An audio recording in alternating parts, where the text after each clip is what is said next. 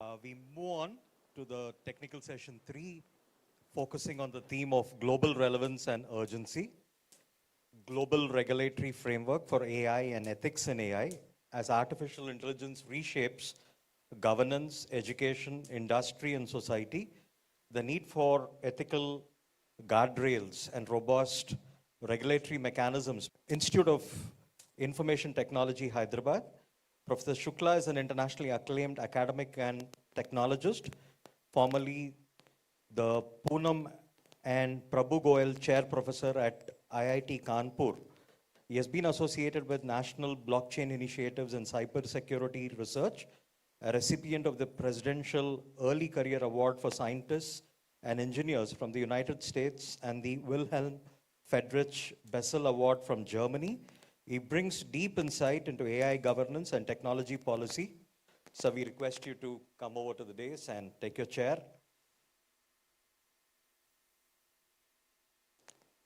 Really happy to have you, Namit, sir. Now I would request the speakers. May I request Nirmaljeet Singh Kalsi, sir, to come over, please. He's online. Thank you, sir. Just a word or two about him. Sir is a former chairperson of NCVT, a distinguished former IAS officer of the 1948 Punjab cadre. Professor Kalsi has served as Additional Chief Secretary, Government of Punjab. He was the architect of the National Credit Framework and played a pivotal role in reshaping skill and qualification frameworks in India. His vast experience in governance, reforms, and policy architecture make him uniquely positioned to speak on regulatory dimensions of AI. Then I call upon a teacher from JNU, Professor T. Kishan Kumar Reddy, sir, to please come over. Vice-Chancellor, Jawaharlal Nehru Technology University, Hyderabad, an alumnus of Osmania University, IIT Madras, and Drexel University, USA. Professor Reddy has extensive international academic exposure and has previously led PDPU to NAC A grade. His work bridges advanced technology, institutional leadership, and global celebrations. Another speaker for this session, may I invite Professor Ankur Arun Kulkarni, sir. Please come over, sir. He is Vice-Chancellor of SAGE University at Indore, holding a PhD from Nanyang Technological University, Singapore. Professor Kulkarni is known for fostering interdisciplinary learning, global research collaborations, and academic excellence. Under his leadership, SAGE University has emphasized innovation-driven higher education. With these distinguished speakers, we look forward to a rich deliberation on ethical, regulatory, and global governance dimensions of artificial intelligence. Before I go any further, I would also acknowledge that this session would be recorded, and we do have two rapporteurs, Professor Vijaya ma'am, who's the Director of International Overseas Office of International Studies there, and Srilata ma'am from the Linguistics, Swati ma'am, I'm sorry, from the Linguistics Department. Thank you so much, ma'am, for your time and being in our midst there. I request the chairperson of this session, the Director of IIIT, Hyderabad. We're really privileged, sir, and we look forward for your discussions. You could use this mic, or you can sit here if you're comfortable. Good morning, everybody. And I thank Osmania University and AIU for giving me the opportunity to be here and chair this session. And on this very important topic, as you know that right now in Delhi, we are having AI Summit, and everybody is talking about use of AI in every sphere of life, including education, health, technology, and we are seeing a lot of hope and a lot of interest in AI. So as you might have read in the news that in AI Summit, we are seeing a huge number of footfall, right? 70,000 people visiting every day in the AI Summit.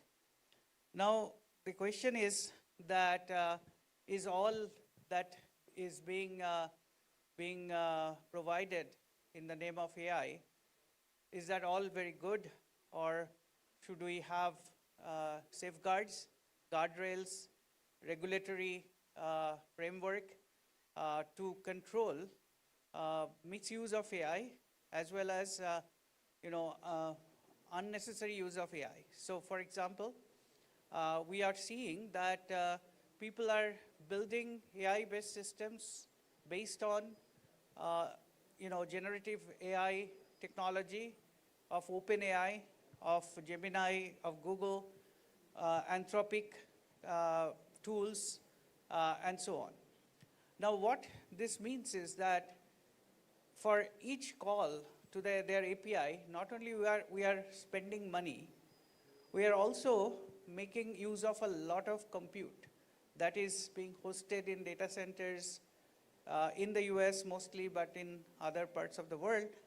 Now, use of this generative AI is not necessary for all the applications. Many applications can use traditional machine learning, they can use small language models, and therefore their computational footprint could be controlled. However, if we continue to use generative AI for any problem that we think that we want to solve with AI, then we are unnecessarily burdening the compute, and with that, energy usage, water usage, and probably effect of our climate that might actually have huge implications in the future. So therefore, we have to also make sure that we use generative AI models which are using this amount of compute only when absolutely necessary, because there are models that will work with lesser compute and will work much better.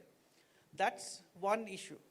The second issue is that right now OpenAI or Gemini, they are being bundled with our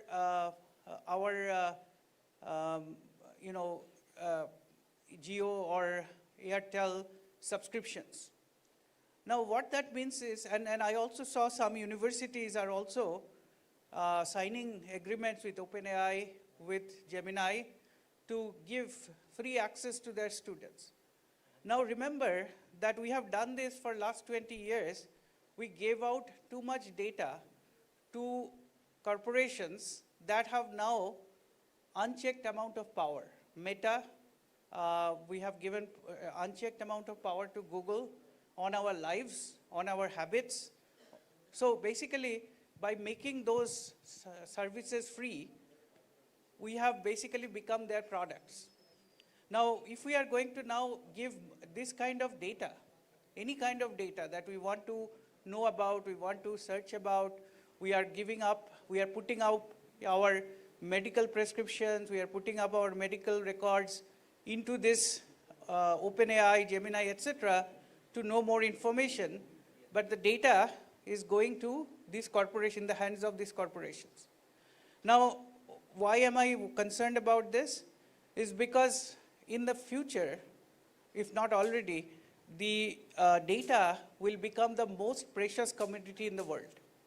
If you have the data, by using an AI model, you can make a lot of inference about the population, about their behavior, about how they respond to events, how they respond to news, and based on that, you can do customized disinformation campaign to make a country, unstable, or to make a country, get into some kind of a problem.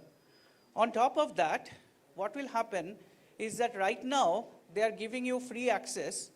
When they have enough data, they will turn off the free access, and they will have models which are trained on our data, which are very specifically trained on Indian data, and they will monetize it. They will say, okay, I have a health model for Indian population. I have a model of Indian psychology, I have model on your behavior, but if you want to use it for your benefit, now you have to pay.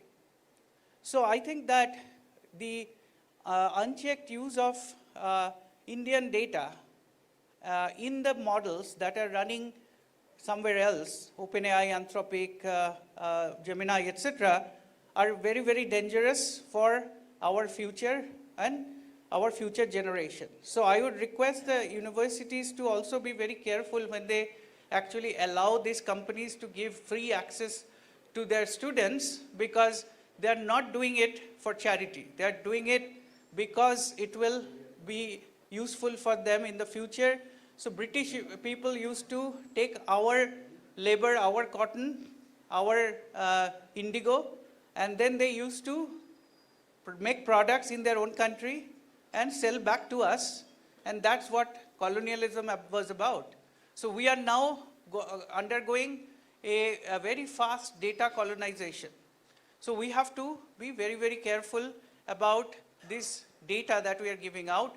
And I have been requesting Sarvam AI, BharatGen, etc., the Indian foundational models, to make them available to Indian students and researchers as fast as possible, so that instead of using OpenAI or Anthropic, etc., they can start using Indian models. So at least the data will stay with the Indian organizations and companies. So this is the second thing. Third thing is that if we are going to use AI for important critical actions like health diagnosis, health prognosis, or if you are using AI for deciding whether a student should be allowed to be admitted in the college, or if we use AI by banks to give loans, these are very, very critical applications. This can be life-changing for somebody. This could be financial ruin for somebody, and so on. So therefore, these are categorized as high-risk activities. So when you use AI for high-risk activities, the European Act, EU Act on AI, says that you must have human in the loop. You cannot have AI fully decide and automate the entire process. You have to have human in the loop. The accountability should be with the human, and also there should be enough check about the model's bias, fairness, and cyber security, etc., privacy, etc. So we do not have right now a proper mechanism to test these models for unbiasedness, for fairness, for privacy, etc. So we have to develop those mechanisms so that we can have a certifying authority like STQC we have for other kind of software. We should have a certifying authority which should certify that this model is more or less safe to be used in critical applications. So these are some of the things that are important. The various jurisdictions, in fact, RBI and SEBI has done quite a bit of work on this. RBI has a report on fair and responsible use of AI called Free Report. That is something that is very illustrative. The Singapore authorities have also done something on this regard, and EU Act is probably one of the most stringent act on this. So in terms of, AI, responsible use of AI, regulatory safeguards and guardrails, I think that this is a very important topic and very important aspect that all of us should discuss, deliberate, and also if we have any way with the various ministries, we should make sure that they are thinking about it, and therefore I would request all of you to make sure that this kind of thoughts are put into the minds of the policymakers and lawmakers. With that, we have three speakers here, and I think, yeah. Okay. Okay. So it's Professor Nirmal Jit Singh Kalsi. He will speak. So we'll be first, listening to him, and then we'll go through the other talks. Thank you.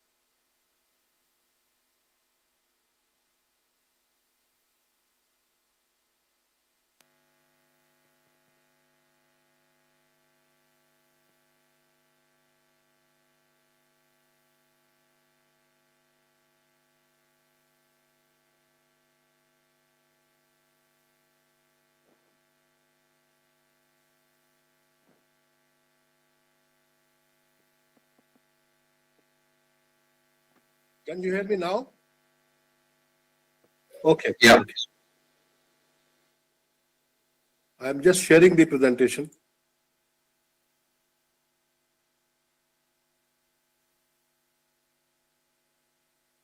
Can you see the screen?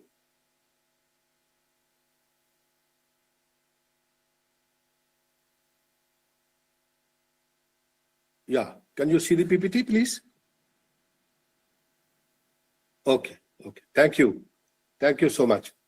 So today we are talking about the global regulatory framework for AI. Now, basically, all of us, we understand that AI is one of the most important technologies which all of us we need for the future growth of India. But however, India has always maintained that we stand for ethical use of AI. So look at AI, there are various layers: energy infrastructure, data layer, foundation model layer, tools and frameworks, and application and services. And in all these layers, you talk about data layer, you talk about LLMs, talk about tools and frameworks. Everywhere you need some kind of an AI governance. So this is already a global consensus that AI has to be managed with risks and accountability, right? We have to have a framework for that, doing that. Looking at the downside of it, you look at the algorithmic bias. We already have read number of cases on this. Now, the kind of data with which you train the AI model, that is going to decide as to what kind of output you're going to get. So whether it is a hiring decision or this is information about biometric intrusion, which violates privacy. And recently, very importantly, now this is hallucination and frauds.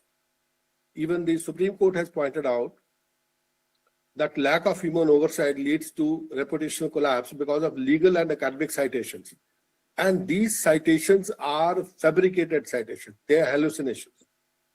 Similarly, research misconduct and data fabrication, fabricated studies and data manipulation. For example, retracted papers. All of us, we have seen that. So this makes it extremely important for us to go for governance, AI governance. Now, I've just tried to give you some models on how governance frameworks measure risks. So there are these four basic frameworks: impact-based approach, trust-based approach, domain-based approach, and autonomy-based approach. I'm not going to go into details of these four models, but the mix of these four models actually decide on our global framework, how we measure the risk and how we arrive at the kind of risk we are looking at. Looking at the global regulatory landscape, it is converging and evolving. All countries have tried to bring in something or the other. So risk tethering, that is reducing the bias, bringing the fairness; life cycle governance, that is transparency, even model cards, accountability, artifacts; and then human oversight, whether going in for safety, that is ensured through red teamings. And similarly, the key global ethical risk and lessons: algorithmic bias we just talked about, surveillance overreach we talked about, hallucination we talked about. Now, there are already 10 global artificial intelligence frameworks which are there in the world. OECD Principles on AI, EU AI Act, NIST AI Risk Management Framework, and then ISO IEC 42001, then ISO IC 42001, UNESCO, Singapore model, UK model, and then China's generative AI regulation, IREEE Global Initiative, and then the Montreal Declaration. Now, out of this, there is a unified AI governance framework which has evolved. Now, this basically the EU Act and even the AI RMF of NIST, even ISO 42001 is dependent on this, has been taken out of this. So here you have data and infrastructure. On top of that, you have AI red teaming, adversarial testing, and then you go for the secure development. You ensure the secure coding, secure design, and then the model oversight, and finally the AI governance. Similarly, one of the other important feature is making governance auditable and via technical standards. So NIST risk management framework and ISO and IEEE 7000, all three they ensure this particular aspect. Again, I'm not going into details of these, especially IEEE 7000, the design lens, that is called ethical design process, will have to be followed. This is very important. India's AI journey has been very interesting.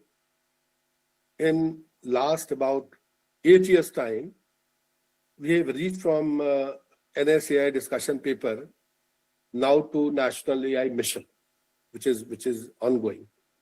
And we are one of the fastest moving countries in this area. And you look at the current compliance baseline, which is non-negotiable. There is a Niti Aayog principle, okay? There is MITI advisory, and there is DPDP Act 2023 and DPDP Rules 2025. So basically, we never needed to wait for any new AI law. Now, DPDP compliance was the most obvious choice as the immediate starting point, which everyone should have done. But fortunately for us, before this AI Impact Summit, the government has come up with India AI governance guidelines, enabling safe and trusted AI innovation. And the key takeaways, India adopts a principle-based AI governance framework, anchored in 7 sutras. I'll come to these sutras. The guidelines recommend establishment of new national institutions, including AI Governance Group, Technology and Policy Expert Committee, and AI Safety Institution. And then AI governance guidelines prioritize innovation over restraint. Now, this is most important. So we say that restraints should not be taken to such a high level that the innovation stops. So we have to position AI as a catalyst for inclusive growth, competitiveness, and vision for Viksit Bharat 2027. So these guidelines talk about 7 sutras, and they have also made recommendations around 6 pillars of India's AI governance framework, and they have given a short-term, a medium-term, and a long-term action plan. Now, coming to the 7 sutras, these are extremely important. These are very important. This is the crux of the matter. Trust is the foundation. That is first principle. Without trust, innovation and adoption will stagnate. Second is people first. So you have to have human-centric design, human oversight, and human empowerment. Human cannot be taken out of the entire chain. Third is innovation over restraint. So all other things being equal, now responsible innovation should be prioritized over cautionary restraint. Fourth is fairness and equity, promote inclusive development and avoid discrimination.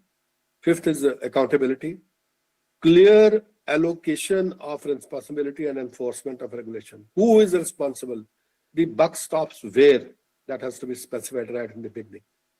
And understandable by design, provide disclosures and explanation that can be understood by users and the regulators. And then safety, resilience, and sustainability. Safe, secure, and robust systems that are able to withstand systemic shocks and are environmentally sustainable. So these are 7 basic fundamentals which we will be following. Now, translating ethics into institutional controls. Again, these come from those basics only. So I've just given a few examples here. Ethical principles, fairness. So bias testing and appeal process has to be ensured by every institution. Transparency, then disclosure of model cards. Accountability, you have to have named a decision owner. And then safety, again, red teaming and pre-development testing will have to be done. So ethics is theater without controls. Controls without ethics is risk transfer. So 4 basic fundamentals I recommend. Practical AI risk taxonomy for a university. Now, tier 0 is prohibited. Emotion, recognition, covert surveillance, action, do not deploy. Tier 1 is high risk. That means admissions, triage, remote proctoring, scholarship allocation, etc., etc. action, full governance, and human oversight is important. Third is medium risk. There is tier 2. Chatbots, AI-assisted grading, action, transparency, and monitoring. And then there are low-risk applications which can straightaway be deployed. Generic AI for drafting, ideation. So you have acceptable use policy, you come out with that policy and straightaway deploy it. Every institution will have to go for institutional governance operating model. So AI Governance Committee, so AIGC at Government of India level, we have AIGG. So this committee should be chaired by the highest authority in the university. Again, AI Ethics Review Board. In this review board, you should have legal counsel, you should have faculty representative, and also some student representatives. Then there are gatekeepers, and the members could be your staff from IT, the CIO, the procurement, the finance, and CISO. So procurement gate and the use gate registers, these are two very, very important control points for all of us. Then there is primary governance tool, which we call as data protection impact assessment. And it's a very simple way of assessing it. So there's a 4-step expanded assessment methodology: strategic necessity and value. Is this AI application essential for an institutional goal? Can the objective be achieved without it? Second question you ask is data minimization and privacy. Are we only collecting the absolute minimum data? Third is human oversight accountability. Now, who is designated accountable person for final decision? And fourth is risk classification between 0 to 3, as I explained earlier. So what is the inherent risk level based on our taxonomy that determines the required governance pathway? And this is how you decide whether to prohibit or to modify or to deploy. Just a use case of smart admission tool.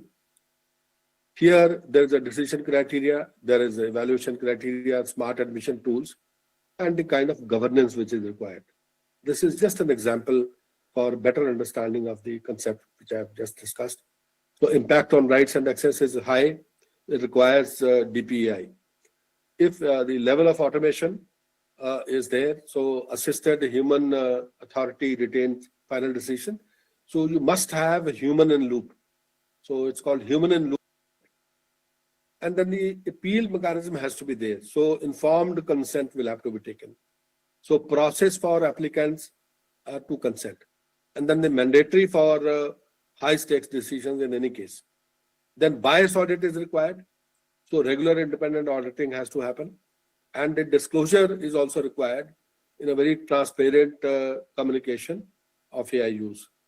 So final decision is you deploy with modifications, that is bias audit plus human appeal plus disclosure. So that's how you apply your admission tool. So some immediate action agenda. In phase 1, next 1 month, you notify AI governance order, you freeze high-risk deployments, you create use case registers. In phase 2, within the next 3 months, you implement DPI Lite, you modify your procurement clauses, and you go for faculty literacy capsules. And then in 1 year's time, you start your alignment with the ISO 42001 and your annual transparency report and responsible AI labs. So governance enables India's AI talent mission. It's extremely important. AI we cannot ignore. So safe AI governance. Trust is the currency of AI economy and economic growth. So we target 6 million AI-linked jobs by 2030. And the method, whether it is work or worker or workforce redesign. So that is how you create this 6 million job. And therefore, every institution will have to adapt to AI. Every HEI will have to do that. So university as the engine of AI capacity. So here AI plus X means AI plus any specialization. Okay. So interdisciplinary majors and 100 centers of excellence. and then compute data commons, access to national compute grid and open data sets, and then the PhD pipeline, creating 1,000 PhDs annually on these very specialized areas. This is the Indian AI Talent Mission 2030. And finally, I would say that the future will not ask if you use AI, but it'll ask if you governed it, if you use it with proper ethics and responsibility. So universities should not wait for a single AI law, adopt a risk tiered model today, anchored into DPDP compliance, align with global standards to ensure global interoperability, and ethics must translate into controls. Start with register, start today. Thank you so much.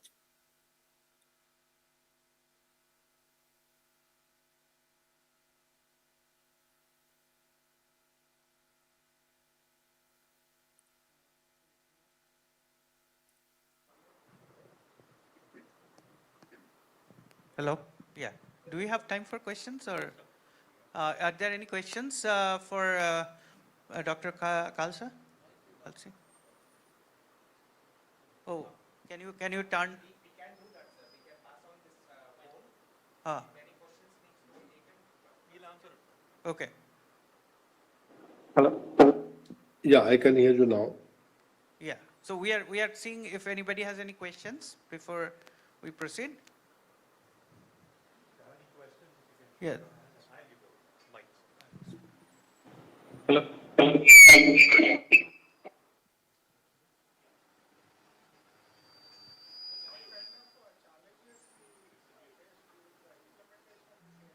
Technology in education.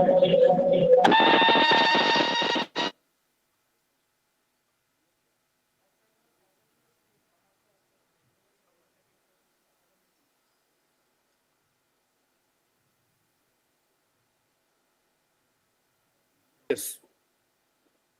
First of all, we'll have to shortlist the areas where you want to use AI. And you have to create a roadmap for that.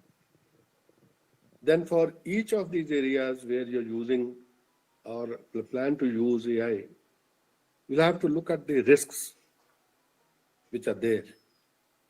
And for taking care of those risks, you apply the 7 principles which the Government of India has just come out with, or those principles that AI governance model, governance framework which India has brought out, that was announced by the government on 15th of February, just before this summit.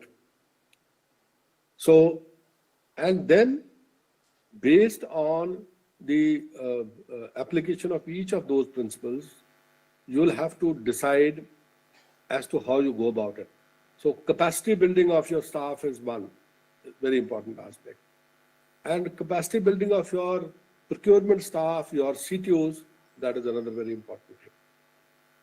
And then, of course, if you are using it in your research areas, in citation of papers, in the writing of thesis, most of the students, as I see, in most of the universities are trying to write their thesis with AI.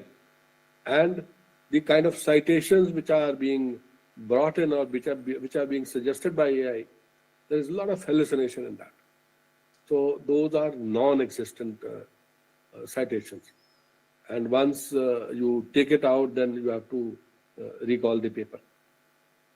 So these are some of the challenges. So capacity building, first creating a plan, applying your principles, capacity building of your faculty members and your staff, which is handling the entire deployment of AI.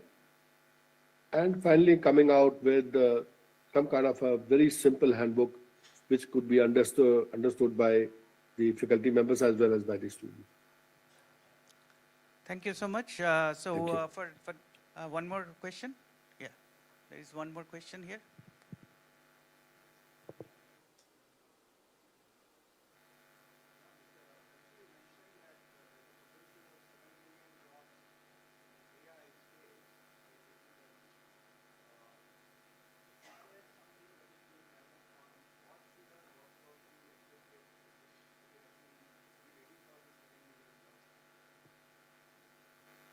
Yes, there is already a report which has been developed by Government of India, and that report is available right now in the public space.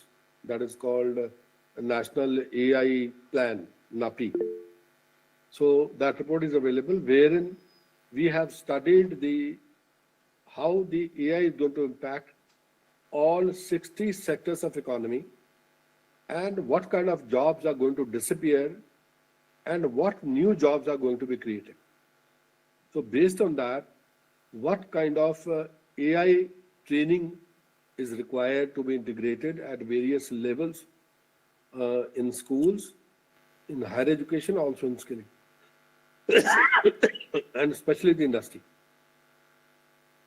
So that report is available, so you can refer to that report. Thank you so much. So for the interest of time, let's thank the speaker, Dr. Kalsi, and move on to Professor Kishan Kumar Reddy for the next talk. Any more questions, please? I think we are going to the next speaker now. So thank you so much, and we'll at the end, if there is more time, then we'll take more questions. Thank you. All right, thank you.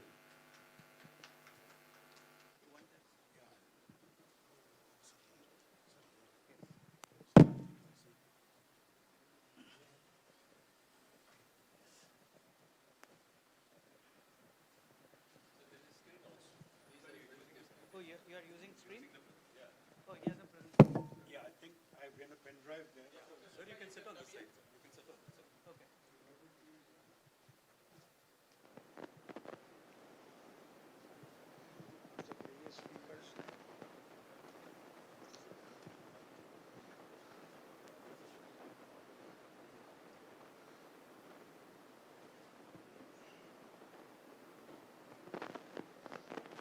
A very good morning to all the eminent Vice-Chancellors,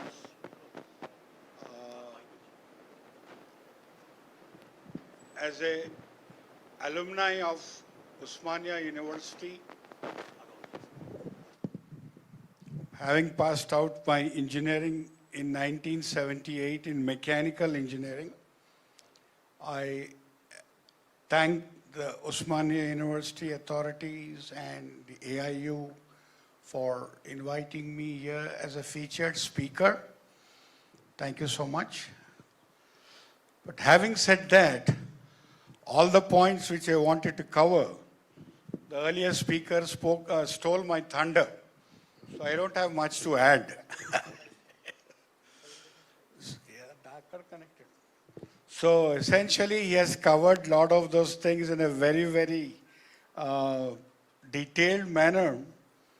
And being a mechanical engineer by training and an administrator, I wouldn't say I have a great in-depth knowledge of AI in terms of the nuts and bolts of the technology. I may have used ChatGPT or Claude to make a few prompts. So I'm more familiar with prompt engineering per se. Having said that, I do my homework to find out. And lo and behold, the earlier speaker got out all the points. So I'll be literally repeating what has been said. So my request to AIU, when you give a topic, you segregate what each speaker is going to talk so that the second speaker doesn't have any option to speak. They repeat the same thing. So if topic A, give the first speaker A bit, B bit, C bit. Now if I repeat the same thing, it'll be boring. So I think I'll get done in 5 minutes because the earlier speaker was very, very comprehensive. Being an IAS officer, and I has probably private a lot of information which I don't have. But let me, since I did the due diligence, I'll speak. So, yeah, you have seen this slide. AI is the engine of growth in the 4.0 and 5.0 world. A lot of cyber physical systems coming up. In healthcare, they're making a lot of difference, detecting various diseases at an early stage. But also, there's a flip side to it, it is misreading also. So the doctors shouldn't go blindly by that. They have to use their own intelligence to figure out. Drug discovery also, we are hearing a lot of things. But then transportation, autonomous systems and like so, Tesla and Waymo. Then it has its share of problems of the sensors not working properly or the AI system not working, creating a lot of accidents and people going to court, and who's responsible is not known. Well, education, you're all in the same game. Personalized learning paths for students. It's a very challenging. I think I have to look at the previous speaker's way forward over 1 year. I think at least he has given something, so I think I'll try to follow it. Because JNTU was the first technological university in the country, having been established in 1973. We have 206 affiliated and autonomous colleges. So across all these colleges, we have to sort of try and implement. There are a lot of issues of, copycat, so how do we kind of prevent all this from happening? So it's a big challenge in assessing homeworks, term papers, research papers, what is original and what is not, how do the teachers figure out. All this is a new experience for all of us. Well, these were spoken ethical concerns of AI. It can cause harm to individuals, discrimination and bias, privacy violations, societal harms, as was spoken, lack of proper accountability and social inequity, because the data on which the algorithm was trained may not have had a comprehensive set of data. Then environmental damage, we are using enormous amounts of power and clear water, and it's making it difficult for regulators. Then safety and security, cyber attacks, autonomous weapons, loss of human control. Yeah, common themes across AI, harm cases, lack of accountability, insufficient testing, and as was mentioned by the IIIT Director Saab, that we have to be very careful with our data. Data is the new gold. You have to make sure we protect our Indian data, lest others use it and cache that. And we are very forthcoming in giving our data, we shouldn't do that. Then that biases should go in the training part, and opacity and secrecy, profit over safety. All the billion-dollar companies, they are the new overlords of the world, not the governments per se. The Elon Musk, the OpenAI guy, and so we have to make sure that there is some amount of accountability and disproportionate impact, because marginalized societies are bearing the brunt.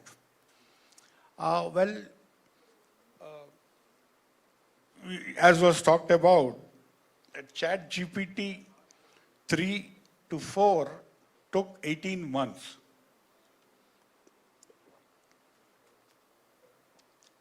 The half-life of knowledge is decreasing day by day.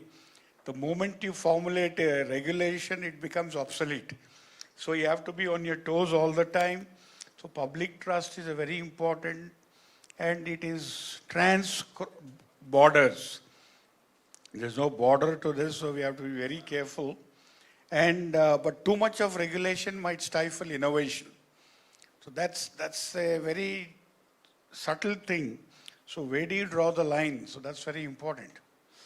And as was talked about, you have an EU, which is very, very risk-oriented. United States, but if you see all the acts, they're all 2023, 2024.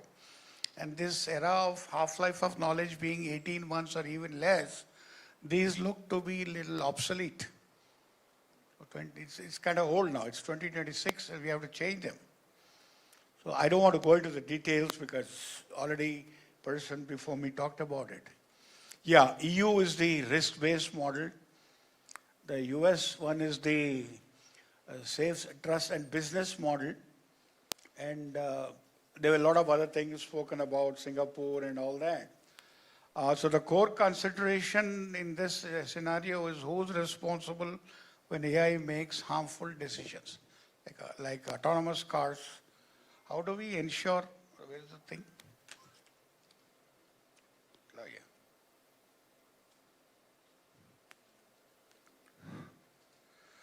Yeah, who's responsible when it makes a harmful decision? How do we ensure that it is fair and unbiased? What rights do the individuals have? And how can we maintain human dignity and autonomy? These are all very fundamental questions. Humanity over technology and not the other way around.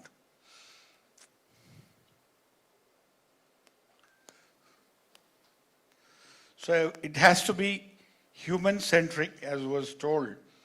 Human dignity first, meaningful human control, fairness and non-discrimination, inclusive design and participatory governance. These are very important. Yeah, how the Indian regulatory framework evolved. And 2023 Digital Personal Data Protection Bill, very important. Other ones are important as well. And presently the AI summit is going on in Delhi. And the Honorable Prime Minister has come up with a humanity-based MANAV, M-A-N-A-V. I'll come to, I think, I'll expand that in my last slide. So we are a techno-commercial model in between the European model and the American model. That's what I'm given to understand. Yeah, so the sutras were talked about. I don't want to go into this. These are the 7 pillars of our ethical code. And implications for higher education. In research and academic integrity, 20% of our content in a research paper or a thesis or a report can be AI assisted. To this end, JNTU, we have been using Turnitin plagiarism, anti-plagiarism software from 2008 onwards. Way back in 2008, I was director R&D in JNTU. And since then, we have been using Turnitin software. And to a large extent, it tells you whether the material is copied or not. But then it's only suggestive. It is not final. Again, you have to do your due homework to tell whether it's, so all this. So it went going very well. We got some credibility because we were putting it through our research and all. Then administrative lab, universities classifies as intermediaries. So any untoward data, if it is uploaded on the learning management system, universities are liable for it. And if any very, very bad things are uploaded within, I think, 3 hours, it has to be removed. Otherwise, there will be legal action. Student equity, fairness in AI algorithms, ethical governance. Yeah, so from a educational institution takeaways,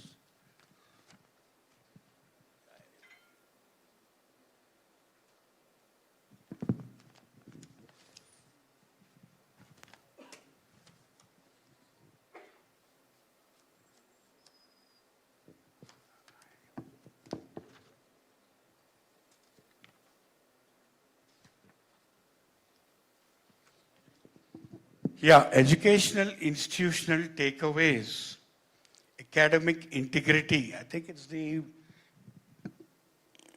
is it the previous slide? Yeah, what it says is, 3-hour takedown. If any deep fake information is by chance uploaded, within 3 hours you have to take it.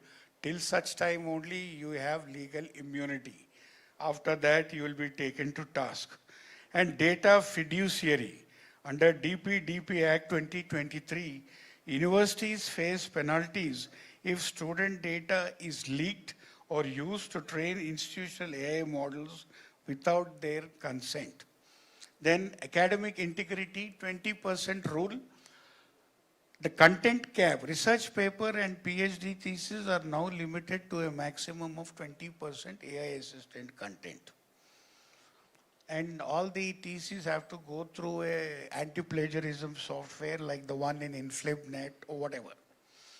Then there should be a mandated disclosure of how much, where, what prompts you have used and what is the amount of content which you have. Then student equity, there should not be any digital divide. And multilingual access. So students from the urban-rural divide and language divide should not be there. And there is an AI sandbox to ensure students from all economic backgrounds can innovate. The India AI mission provides subsidized GPU compute access through institution. Then ethical governance. But the last but not the least is what the Honorable Prime Minister mentioned yesterday. That is AI through Manav Vision, MANAV. M stands for moral and ethical systems, A for accountable governance, N for national sovereignty, A for accessible and inclusive, V for valid and legislative. So thank you very much for giving me the opportunities. If you have any questions, I'll try to answer.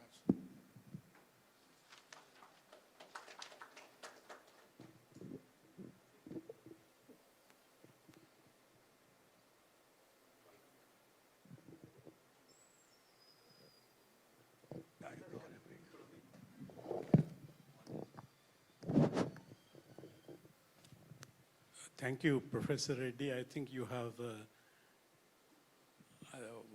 the other part of Dr. Kalsi's presentation. You made it. There are three aspects you have talked about in your presentation. One is energy. Second is historical inequalities. Historical inequalities, in fact, UNESCO also mentions in its report about the inequalities being carried on, and you flagged it off, saying that it could be a flashpoint in the implementation of AI. Would you elaborate on that a bit?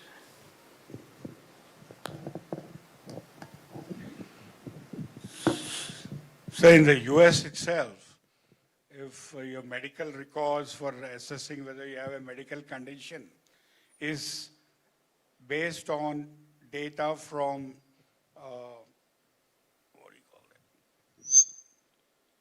European background people, then there is a bias with the African American people who have come there because their DNA is slightly different. So unless you have a database which has all these integrated and you do some selective, then you will be probably doing a wrong sort of an assessment. So you have to be careful when you give a data analysis, because what is the kind of data you have and the various minorities or various groups, Indian data for that matter. Most of the large language models are the Europe, America or Japan or the advanced country data. So as the Director IIIT mentioned, you have to be careful with parting our data. Unless we develop our own models, maybe not a large language model, but a small language model, then we'll be doing okay with ourselves. But that's going to be very important. The data will be a lot of money later on. So the point I want to make is when you make any decision, the data should contain a cross-section of all the types of people, sir. I don't know whether I've answered your question. Just one sentence. You see environmental damage only limited to energy or any other aspect you would like to include? Water as well. You need a lot of water to keep the data center, things cool. Or they consume a lot of power and they generate a lot of heat. Now in Vizag, you're setting up a huge data center. So what will you do? You have to take the seawater, you have to filter it and purify it and then use it. So all this costs a lot of money. So, but at the end of the day, it should be worth the effort, I think. Sir, you have mentioned in your slide that if something goes wrong, who is the responsible? So what is the solution from your side? Not easy. There should be some solution. Na? For every problem, there should be some solution. So what is the solution or your suggestion? I think as a university, we should have what the speaker earlier pointed out in the university system, we should have some sort of checks and balances. And if something very harmful is there, I think they should have a person who is in charge. You should specially train people. First, all the faculty should be trained and made aware of the positives and the negatives of AI. And if the negatives come, there should be a person in charge, like a director of, who's seeing the data, who should immediately take corrective action at his level, his or her level. But that's easier said than done.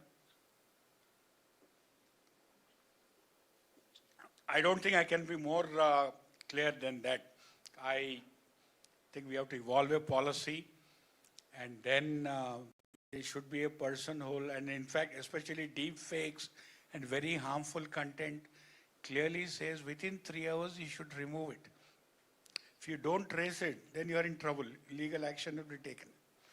So I think there should be a person who's very tech savvy in AI, probably a computer science background person who can help us. I think I'll ask the chair to maybe speak a few words about that, the IIIT director. Before I say something, let's take rest of the questions after the next talk.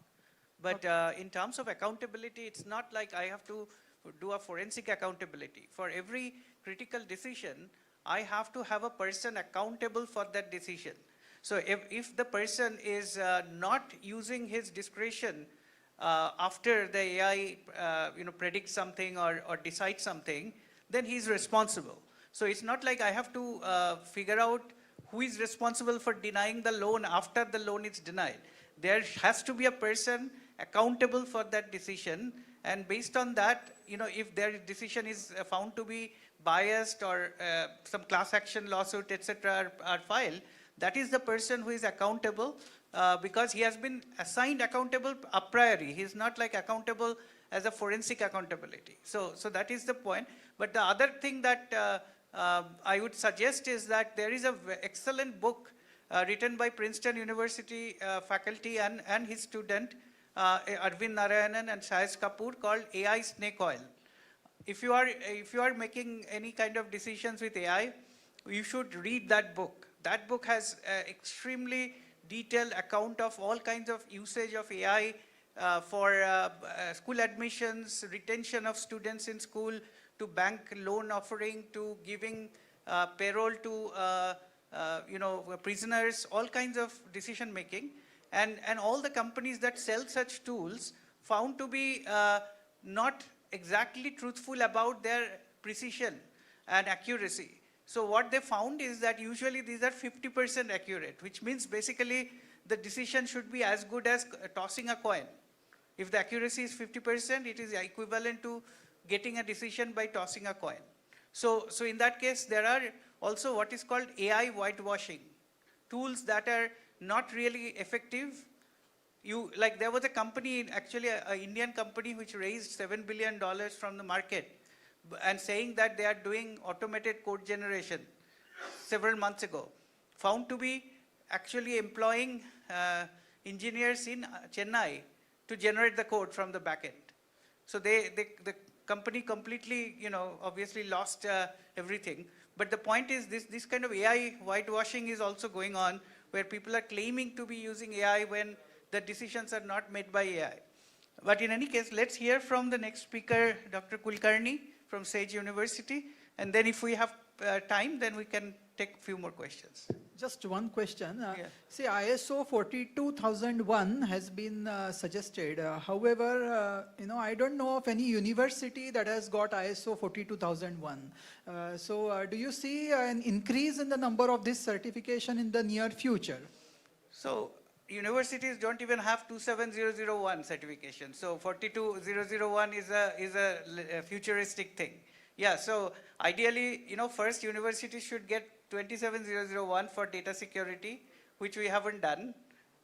Even in IITs, no IIT has 27001, with so much resources. So I think that first we have to go for data security, as was said by the first speaker also. The data security is paramount importance given the DPDP Act. And then if we are starting to use a lot of AI in our decision making in the university, only then we have, 42001 will be relevant. Otherwise, there's no point in making 42001 certification if you're not using AI in our decision making, right? Yeah, exactly. You can be sure that I used AI to find out, and I found out that companies, less than 50 companies by May 2025 had ISO 42001. So the framework doesn't really hold true if it is not practicable and is not implemented. So why go for it? No, I don't think that it is not practicable. It is that many companies are not yet using AI extensively, so they don't need the certification. But it will come. But, yeah. So let's have Dr. Kulkarni, and then we'll have more questions if there is time. Thank you.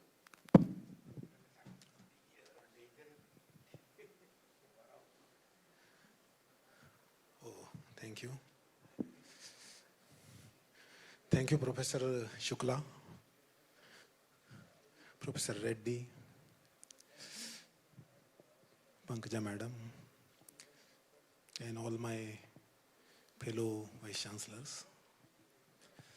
I'm feeling like a night watchman coming in the slog hours. Already a lot of batting is done. A lot of things are spoken. Already Reddy sir has mentioned that Kalsi sir has covered a lot of things. But still, there are few things which we can discuss. First, rapidly, I would like to go through my presentation, which broadly covers the various guidelines which are available across the globe. Also, these are the guidelines which are the base for our DPDP also, because we have came with DPDP in 2023, and it is a patchwork because whatever the many other countries were having their rules, regulations in existence, so we have used that, and then we have moved ahead. So will you please play the slide? So it comprises all these things. That is the legislation requirements. The basic principles which we expect from everybody was talking that it should have the ethical background, transparency. So all these voluntary principles are the base of these all legislations and regulations. And all these treaties which are listed in the next few slides. Now these international frameworks which everybody, including European Union and all, everybody has listed and talked about. I'm also going to discuss about core ethical principles next. So these are the few treaties which I'm listing here, which everybody has mentioned. The Council of Europe, UNESCO, OECD, and this AI Safety Summit's outcome. And all these broadly talk on the same lines, which everybody has talked, and which we have tried to cover in our DPDP also. These are comparative analysis. So of all the treaties and which is their regulatory style and what are the key features. Because Kalsi sir has also mentioned that follow DPDP relentlessly, rigorously, then you will not have any problems. So these key features of every treaty is there. The next. And they are having the jurisdiction. Like this, our India AI mission, which has come out with DPDP Act 2023. And this is based on the hybrid model. Every country has come up with various regulations. These pillars, Kalsi ji has also mentioned and Reddy ji has also mentioned. I would like to talk about a very simple example because I was just today reading someone's article and this is not my thought, but that person was relating the Indian knowledge system with AI.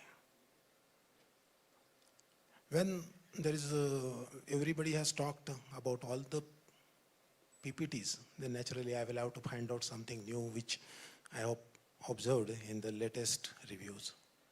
So all of you are remembering that Mahabharata war. And why that Mahabharata war took place basically? I'm trying to have the interaction with you because why it has took place? There is a basic reason. Can anybody tell me? Rather than you asking me the question in the last, in the beginning I would like to ask, what is the basic reason why Mahabharata took place? Why Lord Krishna has to tell Bhagavad Gita and everything? So why Mahabharata took place? A very simple thing happened. Because he was correlating with AI. I am not the authority to speak on that. I am just quoting this. Why Mahabharata took place, I think everybody will be telling it very easily. Can anybody tell? It is very simple. It has happened. The great two ladies are sitting in the first bench, first table. So I would like to say there is an insult of a lady. Is it right? But before that, what happened? It was action and reaction. Before that, because it is relating with AI. Before that, what happened? Ah, yes, madam. That is exactly. There was an AI used to create the Maya Nagari, halogen city. Artificial city was created. The illusion was created and Kauravas were invited. And as Duryodhan was walking on he thought that it is a swimming pool or a pond, and he raised his veil. And then Draupadi started laughing that this is my artificial intelligence and you don't understand that. I think that is the basic reason. And then he got insulted and then all Mahabharata. Is it right? Am I wrong somewhere? Please correct me. So I think that is a mythology. People were saying that no, why we are talking all about AI and why we are making so hue and cry, because we have used this thousands of years ago, this artificial intelligence was used. Another person which I have read, sir, is it relevant? No? I am talking it. Another person told that if artificial intelligence has been present in that era, do you remember what Dharmaraj has said when he was asked a very crucial question?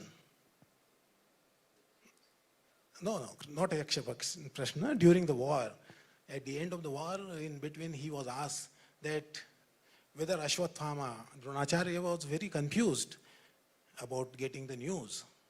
And he has asked, because only one source was there, a reliable source was there.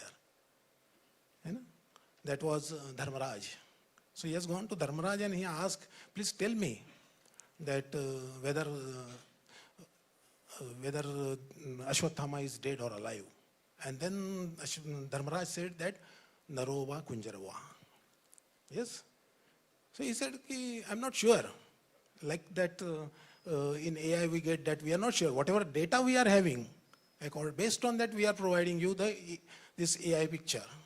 So Narova Kunjarava, I don't know whether it is a human or, but I would like to refer yesterday's presentation which was given by APJ Abdul Kalam's associate. He said that we are creating APJ Abdul Kalam's presentations and actually he will be delivering. So if Dharmaraj would have used AI, that person has said, he might have created the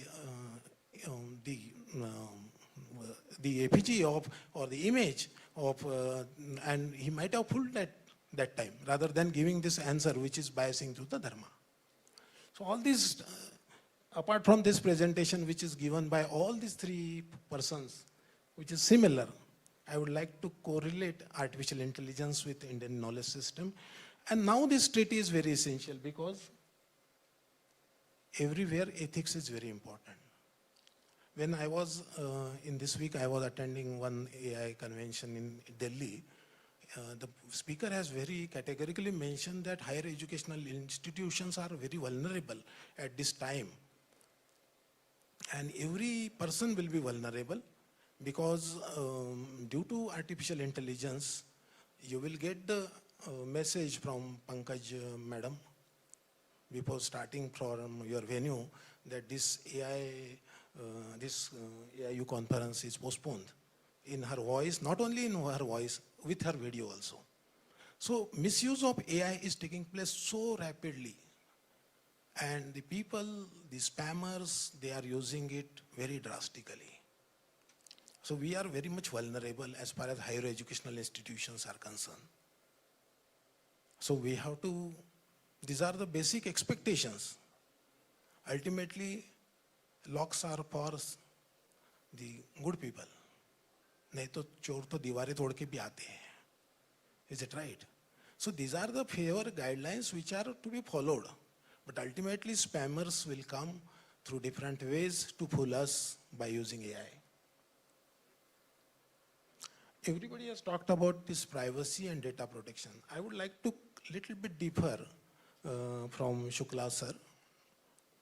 I'm having or I would like to say something that we have to protect our data, it is right.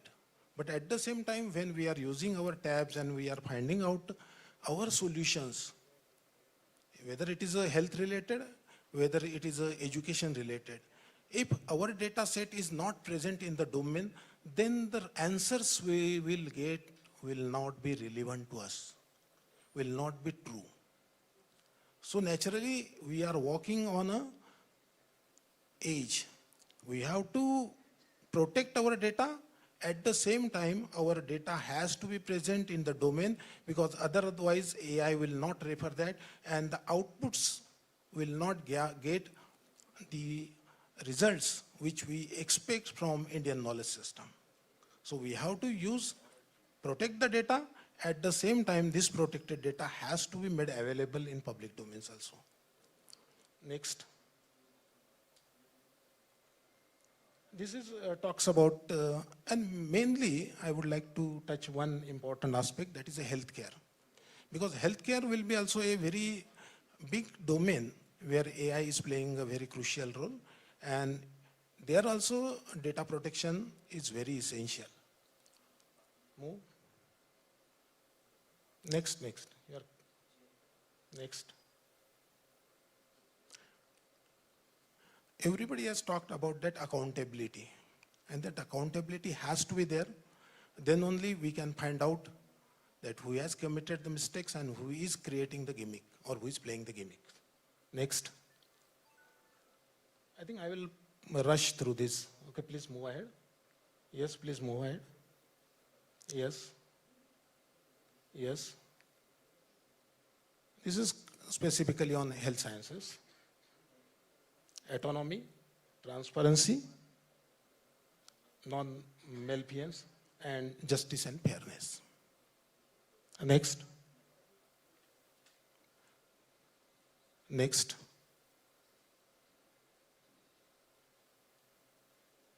Next. Okay. Thank you. Thanks a lot. If you are having any questions, I would like to welcome. Otherwise, Shukla sir is very happy. Thank you for finishing well before time, so we can take more questions. I know that there were more questions before. So please raise your hands if you have questions, and do we have another mic? Okay, yes. Yeah, so can you unmute so Dr. Kalsi can hear us?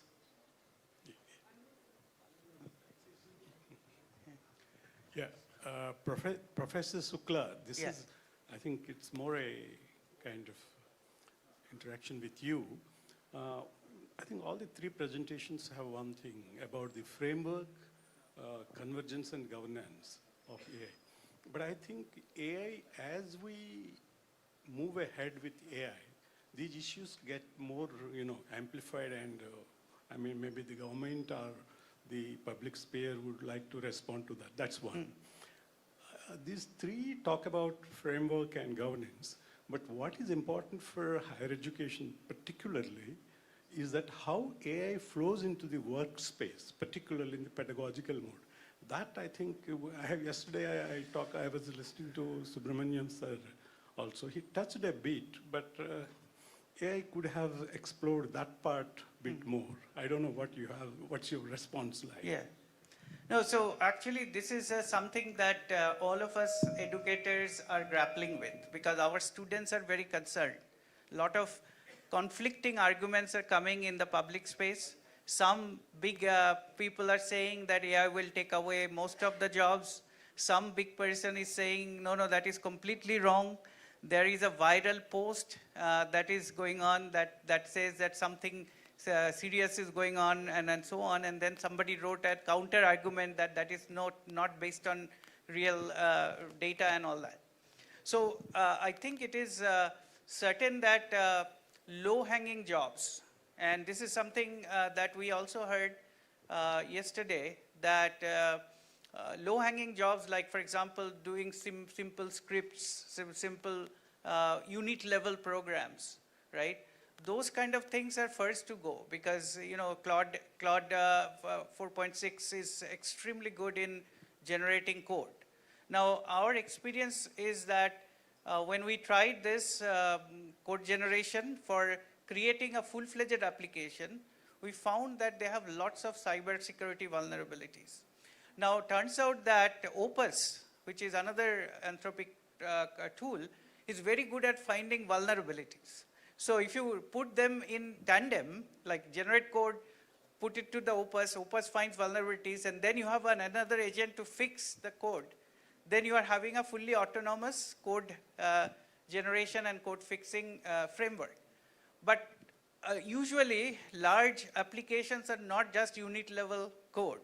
They require a complete, full architecture plan, distributed multiple different, client server or type of different models and so on. So it is not clear to me that it will be, immediately that the top level jobs like, software architects, software developers that are very well experienced, those jobs will go away.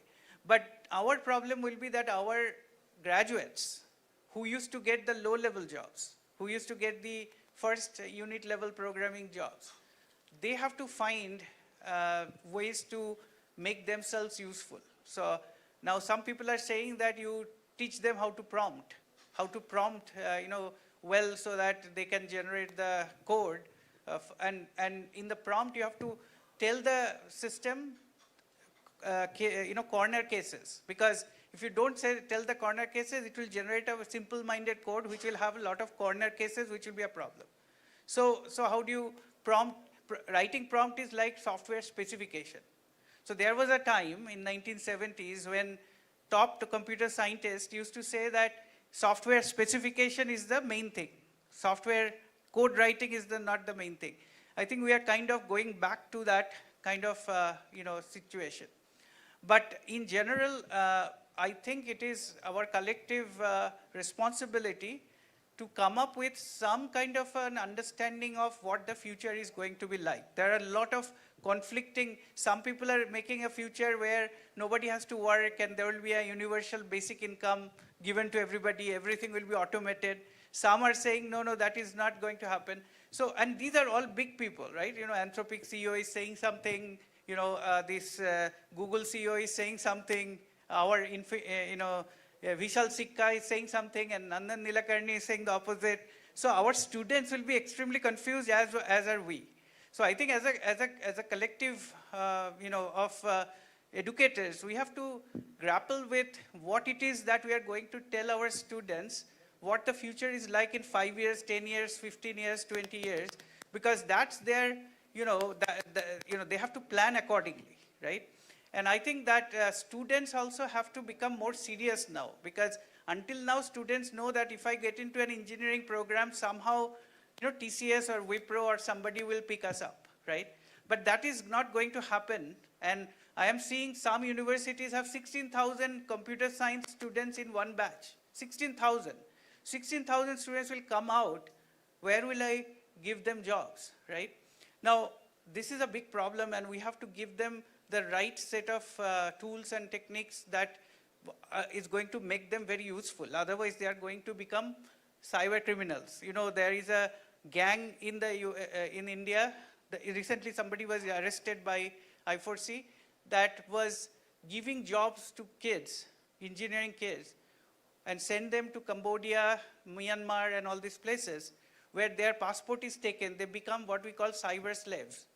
And then these cyber slaves used to be forced to do this digital arrest drama, this kind of fraudulent calls, because a Myanmar guy cannot call an Indian and pretend to be an Indian police officer. So they need Indian youth to do that kind of things. So we have had already lost a lot of youth into cyber slavery. And then we have these gangs in Nu and Bharatpur and this Jharkhand, West Bengal, these places, who are also doing a lot of cyber crime. Why they're doing it? It's not like somebody wants to do cyber crime. It's because there is no job, there is no economic activities. So my biggest concern is that while top talents will continue to get jobs and very high-paying jobs in large companies, MNCs and all that stuff, majority of our youth will not get jobs in this new economy. And this is what worries me the most, because this will create such an imbalance in the economy that there will be a lot of crime and a lot of other problems, right? So a lot of conflicts and so on. So I think that it is very important for us immediately to get in action and figure out what kind of techniques, technologies we should train them on, and so that they actually can be useful in this new economy and what this new economy will be like. And I don't have an answer right away, and I don't think anybody has. So I think that we have to figure that out collectively.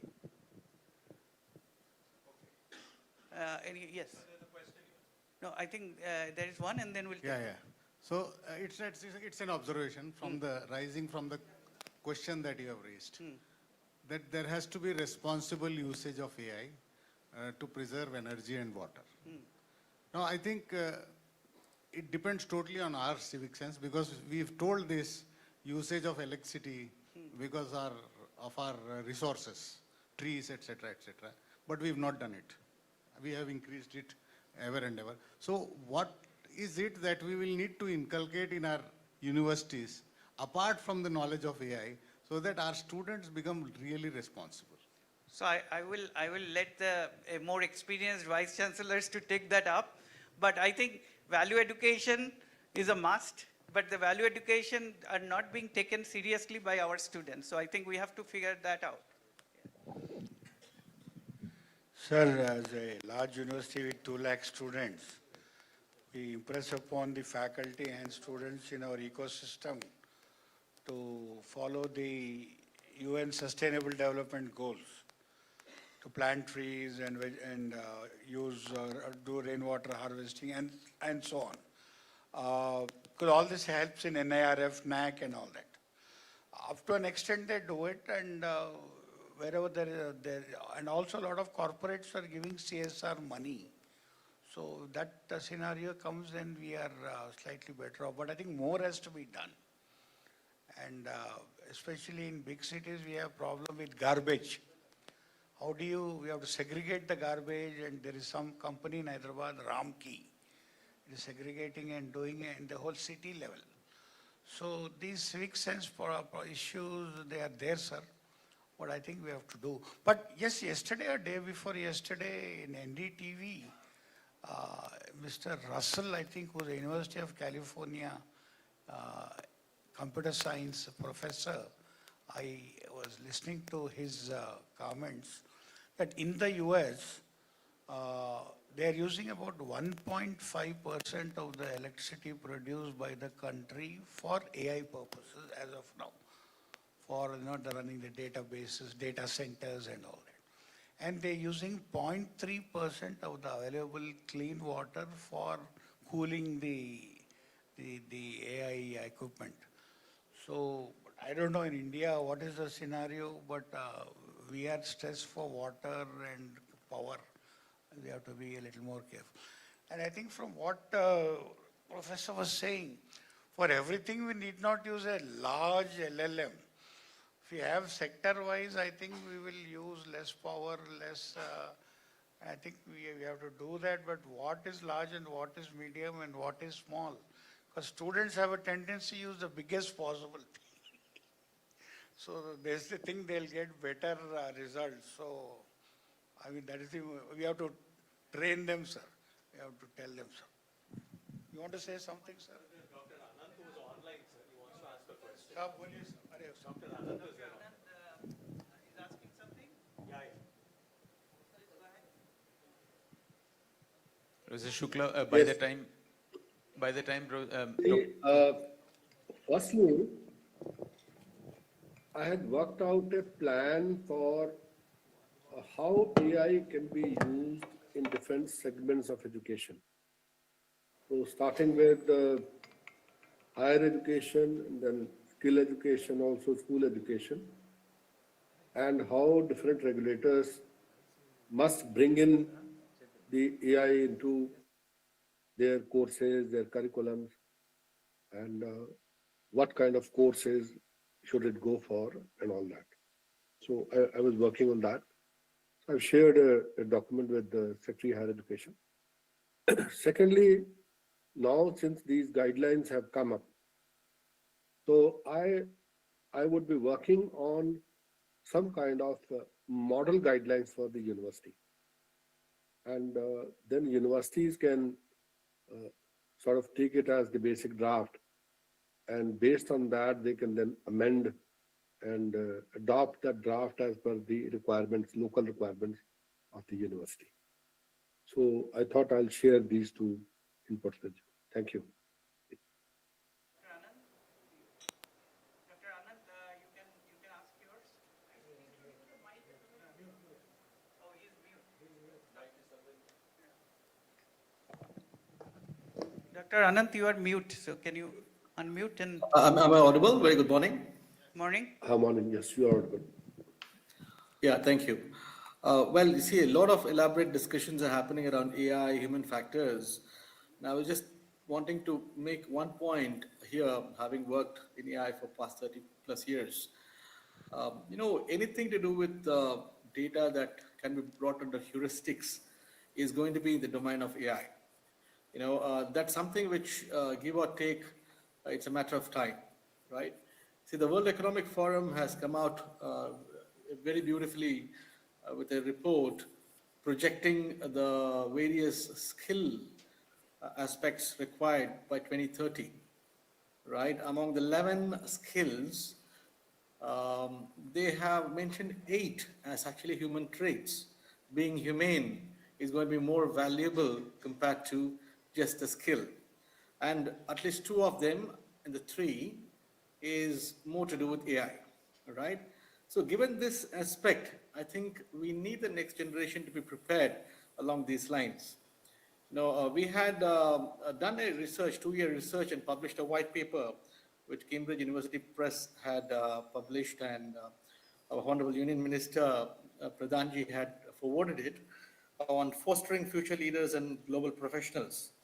You know, we mapped about 27 skills and traits, and we brought it down to 4 cluster intelligence that is required for the future professionals to take on the AI onslaught, if I would say, right? AI being the tool, but then harnessing this tool for a predictive and a constructive purpose is very crucial in the coming times.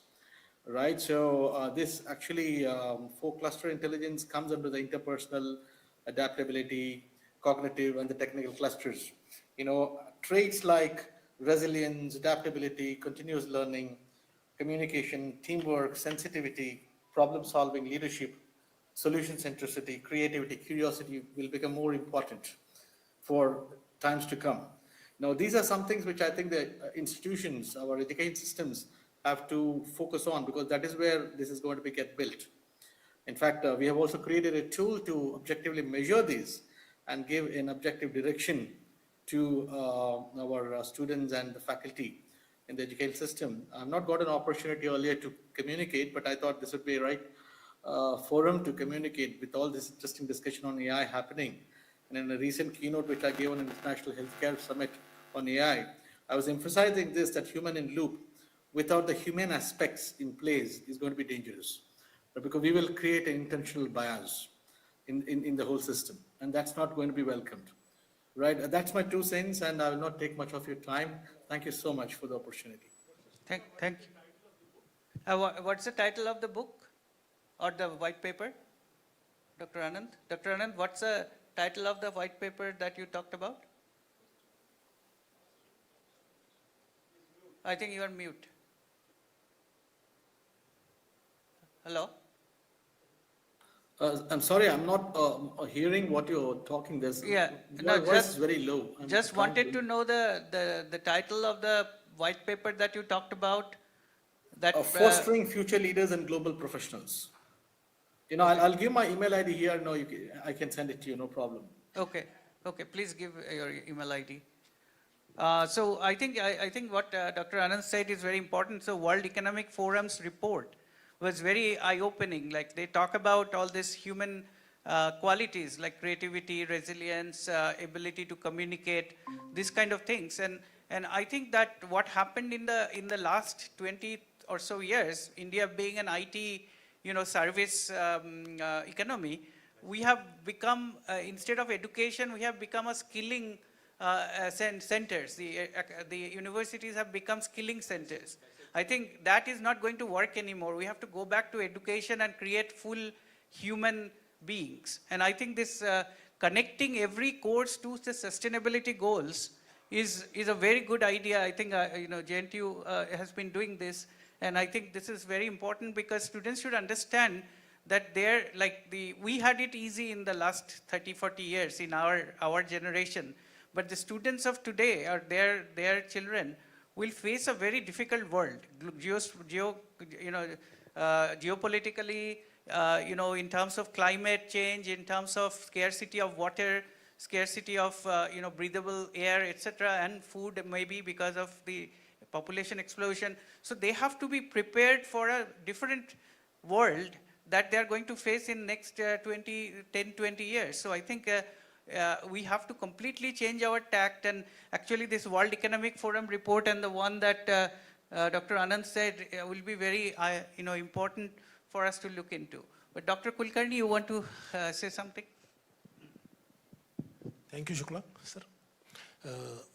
Definitely a very important aspect which Anand sir has touched, that the human aspect, which Honorable Prime Minister has also elaborated in his address, that whatever we make the advancement in any technology, the human touch is very essential. And when we were talking about the sustainability, if we are using the technology with empathy, then naturally it will be very useful. And as far as educational institutions are concerned, definitely AI will be proving to be a blessing for optimization of the resources, optimization of the manpower, optimization of the natural resources also. And we can move in that direction because Shukla sir has mentioned that now we have become only a skill development centers, but that rather than that, we have to move towards the human aspect development centers. If we will make the better humans who will be subjected to the lot of complicated stresses in the coming future, then naturally they have to withstand, because whatever we have come across is a very, we can say 5 or 10% of the stress level only. But whatever the stress level the new generation will be facing, whether the expectations, whether the technology advancement, whether evolving the new technologies, learning them, adopting with the ever-changing scenarios, and coping with all these things. So they will be subjected to a lot of stresses. And so naturally our role is not only to train them as a, for the particular skill set, but to train them as a human. They should succumb all these things being a human. And so if we will connect with our roots, then it will be definitely possible. Thank you, Shukla sir, for giving me an opportunity. Sir, one punchline I want to give. We are all talking GDP, GDP, GDP. GDP is gross domestic product. Telangana is saying we have to reach 3 crores, 3 trillion, I think. Government of India is saying. But GDP is a double-edged sword. As you said, sustainability is very important. Otherwise, GDP becomes gross destruction potential, GDP. So that GDP is a double-edged sword. In our eagerness to climb up the financial ladder, if we bypass, you make bridges, tunnels, this, that, not looking at the sustainable, we are going to be in big trouble. So GDP should not be gross destruction. Thank you for the time. Yeah. Professor Shukla, you mentioned about the richest man on earth talking about there will be no requirement of jobs and minimum earnings and all that. On the other hand, sitting in universities, we have a responsibility towards our students, towards the next society. Now, all these companies, be it Google or Microsoft or X or Meta, they have invested billions of dollars into making the AI whatever it is. Now, obviously, being a basic finance sense will say that they will not make investments without a return. So they are expecting ROI, be it in short term or long term. Now, on the other hand, if the students are not required to do any job, where is this ROI coming from? And sitting at universities, what do we tell our students? What will be your role in the society in the coming 10 or 15 years? Yeah, so I think that is a very good point, and actually that brings me to the GDP question, right? So we talk about 5 trillion GDP, but then out of that 4 trillion will be in the 1%, right? The other 1 trillion will be in the 99%, right? So these rich people actually want that kind of situation, that they will make the money, they will give you some money to spark the economy. So the universal basic income is basically to keep the economy going, on which they have made this enormous amount of money. So I think that we have to actually go back to past principles where nobody could become that rich. There was a time when in the US when 93% was the maximum tax rate. Now it is the Elon Musk and Jeff Bezos pays less tax than I and you, right? Because of the way the tax regime has worked, and having seen the Epstein situation, you can see that it is a whole global cabal of people that basically run the power broker game and policies and everything, right? Even the Peter Mandelson was selling, secrets of state secrets to Epstein and so on. So I think that we have to actually completely, I mean, this is my personal opinion, that we have to completely, redo the entire economic system and hierarchy. Otherwise, these rich people will continue to get richer, and common people will become completely useless. They will get the AI to do all their businesses and work and all that stuff, and then sell all this to 8 point whatever number of billion people, and they will make the money, and they will have all the power and all the and will be just living life like if not slave, but rather without any kind of say or any kind of, this thing.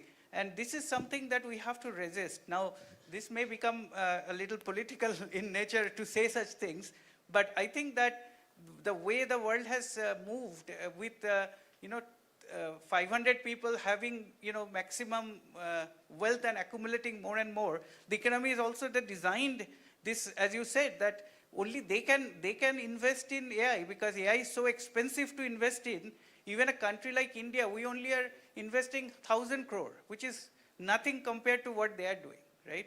So I think, and they are using us, right? Our talent, our data. Now the government has made the data center tax-free for them. So our data will be taken, our energy will be taken, our water will be taken, our air will be polluted, and they will be the ones that are making the money. So I think that we have to completely change our thinking about how things work in this world. And I think this is a good time that we are starting to understand that how this thing is going wrong. And if we don't do anything now, I think the future generation will be very much, at the losing end, I think. Hello, sir. Yeah. Okay, so that's a book by Dr. Anand. Okay, so I think unless you have a question? Yes. Yeah.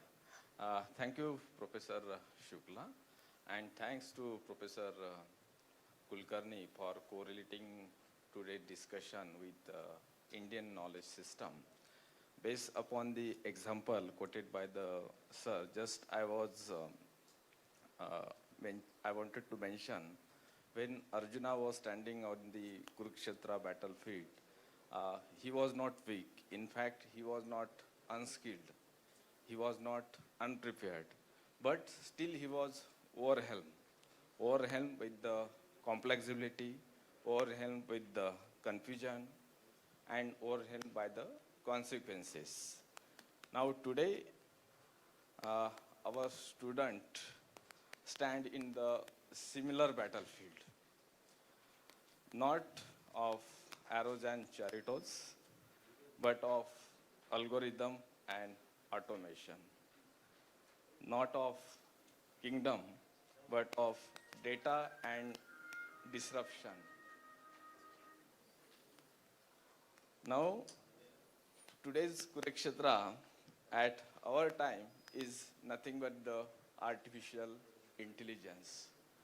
My question is, sir, all the university will transform, or the question is not all the university or the artificial intelligence transform the university, but the question is, will university transform fast enough to adopt artificial intelligence? Yeah, so Dr. Kulkarni is a better position to answer this, but from my side, I would say that we have last few decades, we have become kind of enslaved by technology rather than technology, we enslaving the technology which we invented. Like, for example, look at the students and the smartphone, they're enslaved by it, right? Look at the social media, we are all enslaved by it. So I think that artificial intelligence, if we are not careful, it will enslave us rather than we enslaving it, right? True. So, but in terms of the comparison with the Kurukshetra, and if you compare our students with Arjuna, I think we need a Krishna, and I don't see one. So, but maybe Dr. Kulkarni can say more. Yeah. Life is a battle, and definitely when in the concluding I was also mentioning that the coming generation will be definitely subjected to lot of stress, lot of possibilities also, because expectations are also very high. So as far as higher educational institutions are concerned, definitely society is having a lot of expectations as far as evolving it and especially using AI in a rapid manner. So for that, very important thing is our precious, because we are very fortunate that we are having a good data set everywhere, because we are having a large number of students, large number of population. So when we will start working on our strengths, our data sets, then we will evolve more faster and more rapidly. And at the same time, whatever Shukla sir was mentioning, that come out of that cage of technification or following the existing technology.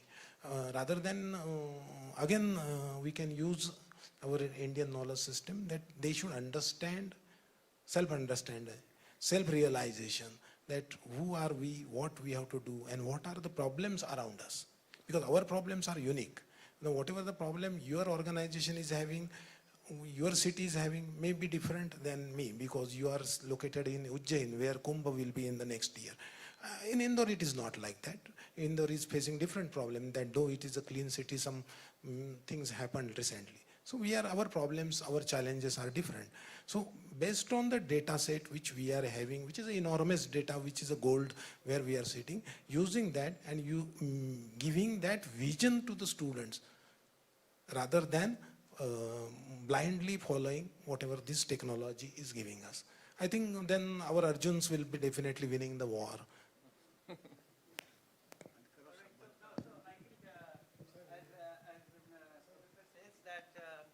We have run out of time.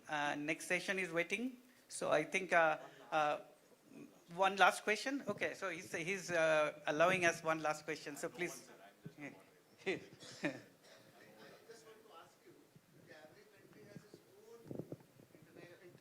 Own treaty on AI or regulations on AI, and we know that the regulation compliance and ethical practice are totally different things, and regulation just sets the floor, not the ceiling. So is there any international treaty on AI which is binding for all the countries? And I also asked to Dr. Kulkarni about data protection. He was talking about data protection. So generally we know that we don't have so much of data centers in our country, and even recently it was on the news that European Union is looking towards India now. It's more lower cost to have a data center in the India. So what is our strategy for have our own data center, have our own data in our own country, just like a China? No, I think that's a very good question. Like we are now making a mistake by calling in all the data centers of the world here and giving all our data to those data centers, and also burning our oxygen and everything, for them. But the issue is that UN does not have UN has some kind of a AI regulation, AI ethical AI use thing, but I don't think there are many signatories to that. But for those companies who do business with Europe, they now have to comply with the EU Act for AI, and it's very, very stringent. I think we haven't done it yet, but I think in the long run we have to do something. Otherwise, people will be using AI for everything and without any constraint, and we are going to be in trouble. But I think, Dr. Kulkarni, you can add more. Sir, you have nicely summarized his question. Definitely, you are highlighting that point that we are having data, but data protection is also important, and at the same time we should not be the centers to deliver those data across the globe by opening the data centers and on our land and consuming our oxygen. So definitely we have to collect our data and we have to protect it, and we have to ensure that whatever the solutions by using AI we want to get, that should be based on our data set, then only it will be reliable. Or because now just take example that we are having now the various data regarding health related with diabetes or heart or anything, whether this based on that whatever the guidelines whether they are relevant with us, or whether they are based on the case studies or data in other countries. So unnecessary we are subjected to such medicines which actually we don't need. But when the data set which is used by the doctors, practitioners, and our health is compared with somebody who is sitting in New York or here, and on the contrary, our persons who are working on the farm or who are subjected to such, I would like to quote that, subjected to such mosquito bites, which we also come to yesterday. So when we are subjected to such environments, our requirement, our health set are different. Am I right or not? So why we should compare, and based on that if we will have the medication. So sir has both have very precisely mentioned that we have to protect our data, but at the same time the solutions for which we are using AI, this solution should be based with our data then only, or otherwise we have to use some factor of safety that okay, if it is for this person, then we have to correlate it, that data equivalently we have to get transformed. So if we want to Indianization of data, that also we can do. So we can say that okay, we are having this data, but compare it with European data and have a factor of 1.2, 1.3 and like this. Okay, thank you. And I think this was the last answer I should give. Otherwise. Let's thank all the speakers, Dr. Kalsi, Dr. Reddy, Dr. Kulkarni for this excellent session, and we are out of time. This is not a subject that can be closed in 1.5 hours, but it has to be discussed continuously by all of you and the government and everybody to actually resolve this issue. This is not a resolution. We didn't do any resolution. We just discussed and wanted to bring out certain aspects. But I think this needs a resolution and clarity that we need to all work on. Thank you. Thank you so much, Professor Shukla, for ending it on that note. Yeah, you're true, but we did have a very nice session, which was very interactive. Almost everybody's questions were taken.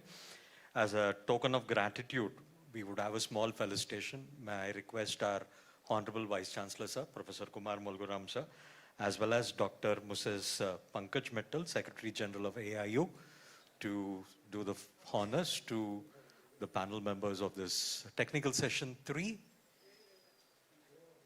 It was really a wonderful session with a lot of insights.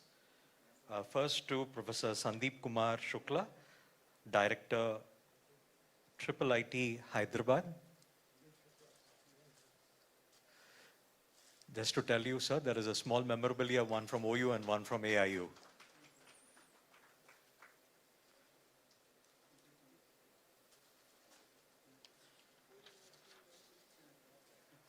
Next to Professor Kishan Kumar Reddy, Vice-Chancellor, JNTU, Hyderabad.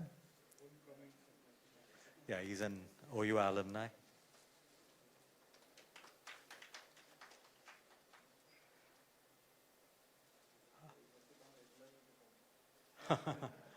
Sir, kindly do the honors to Ankur Arun Kulkarni, sir.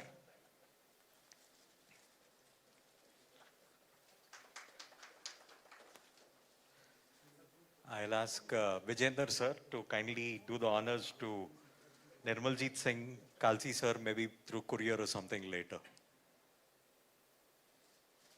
And thanks to Upender, sir, for doing the troubleshooting and connecting with all the internet connections. I think it was very ideal to have you with us today, as well as Sridevasena, sir.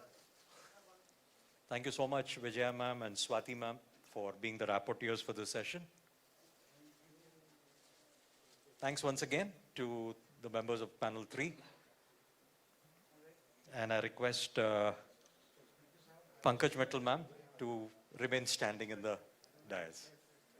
My request, Professor G.D. Sharma, past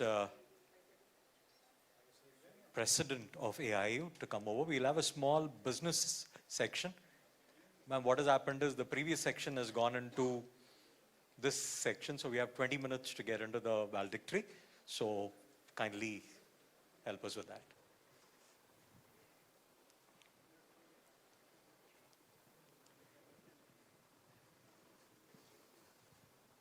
I'll do it, ma'am. I'll do it.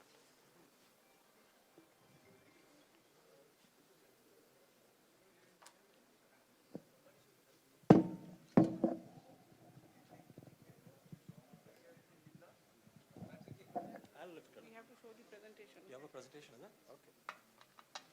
Maybe better say.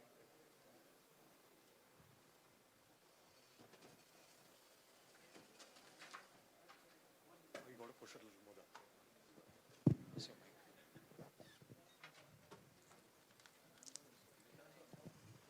Dr. G.D. Sharma, sir.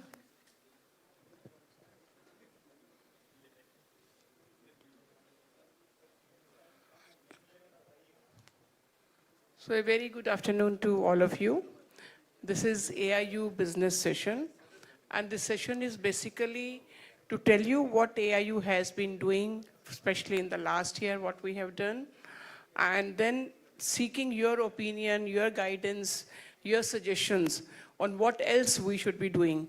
And also if you have any issues which you want AIU to take up, we'll be very, very happy to take up.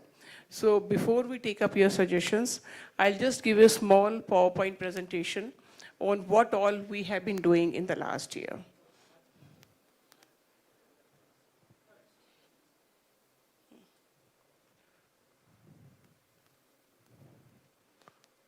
Okay, so,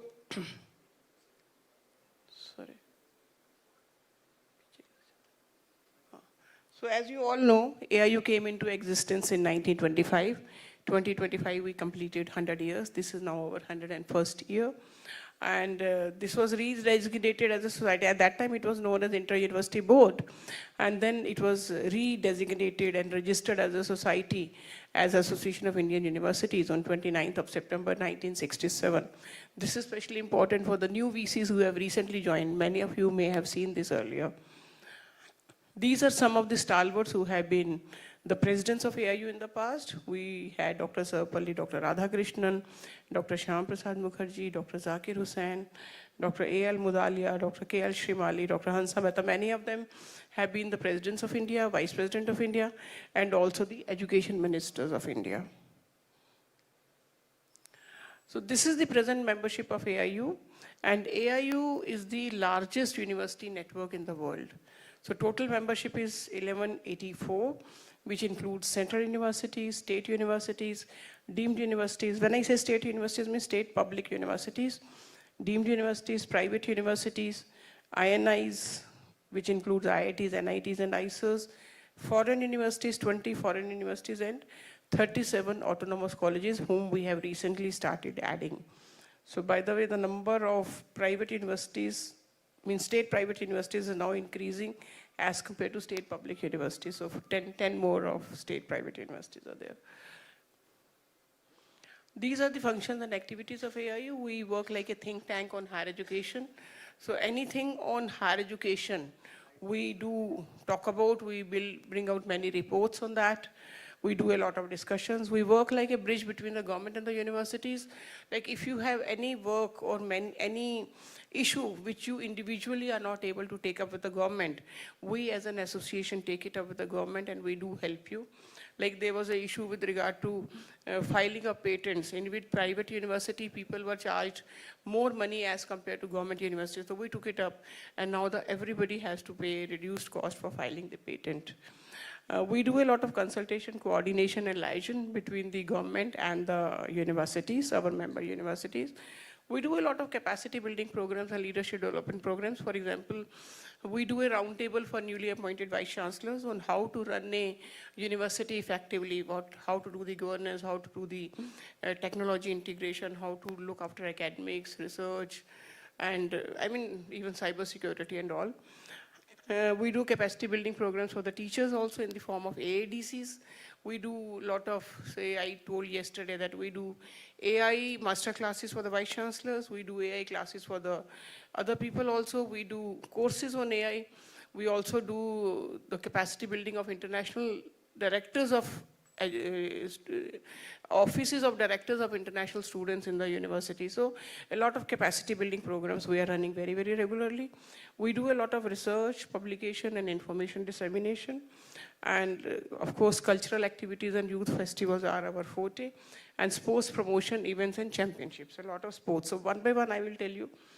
Like, for example, youth affairs and cultural activities. So these are the activities which we undertake very regularly at the international, Asian, national, and the zonal level. We also have AIU moot court competition for the law students. We have AIU Women Youth Parliament. I am sure many of your universities are participating in these programs, but any of you, if you're still not participating, do participate in these activities. They are very, very good for, like NEP also advocates the holistic development of the students. So culture, sports, academics, research, all are required. So youth, then we the winners of the national competitions, we take them to foreign countries for participating in the international youth festivals. So for example, Banasthali Vidyapith, they performed in Egypt. The Parul University and Rani Durgavati University participated in China. Bombay University participated in Italy. Then Banasthali also participated in Czech Republic. And Manipur University of Culture, they participated in Hungary. This is the last year data. So every year, students keep on participating in various international events. These are some of the glimpses of our international events and the national events. And the AIU Youth Festivals are of very, very high quality. So whenever people from Ministry of Culture and all they come, they see that the quality of the cultural performances which our students do is really nice. In sports, we do inter-university sporting competitions, around 128 events at the national and the zonal level. 5 Khelo India University Games have been held so far. This is again international level games which happen because the quality of the games. I will also urge upon all the Vice-Chancellors that do visit these Khelo India University Games. You will really like it. The way our students perform, the way the sets are there and the field of play is made, it is really of international standard. You will remember like something happening in Commonwealth or Olympics, so same level of infrastructure is there. We also send students to Olympics. So in the last Tokyo Olympics, around 44 students went from the university sector. Then we are now also holding the World University Championships in India. Like Manav Rachna, this was done for the first time last year, that Manav Rachna University hosted the World University Championship for the shooting. So for shooting, this was the first time, and the universities from across the world, they came to Manav Rachna to participate in this. Similarly, Sumaiya Vidya Vihar in Bombay, they will be holding World University Squash Championship. So they will be doing it in this year, towards the end of this year.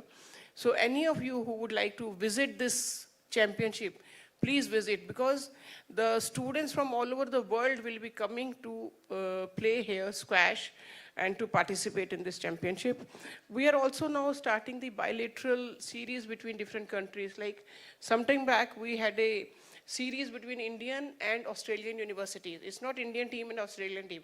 It is Indian universities team and the Australian universities team. So first Australian universities team came here. They played with the Indian University combined team. Then Indian University team went to Australia and they played. And both the times Indian team won. So these type of bilateral series we are having. So if your students participate in sports activities and if they are really good in cricket, they can go for these type of matches also. World University Games, Chengdu, China, which was held in 23. We won 26 medals. And this was lauded by the Honorable Prime Minister of India in the House of the Parliament through a Twitter and in the Mann Ki Baat. He individually spoke to each and every player who won the medal. And then in the last Germany, we won 12 medals. So that is something like, first in China, we were a 7th position in the world in the number of medal tally. These are some of the glimpses of this is the Australian team which came to India to play in D.Y. Patil, Mumbai, and also KEAT University. And these are the bronze medalists and the medalists who won the World University Games. This is the tweet of the Honorable Prime Minister of India.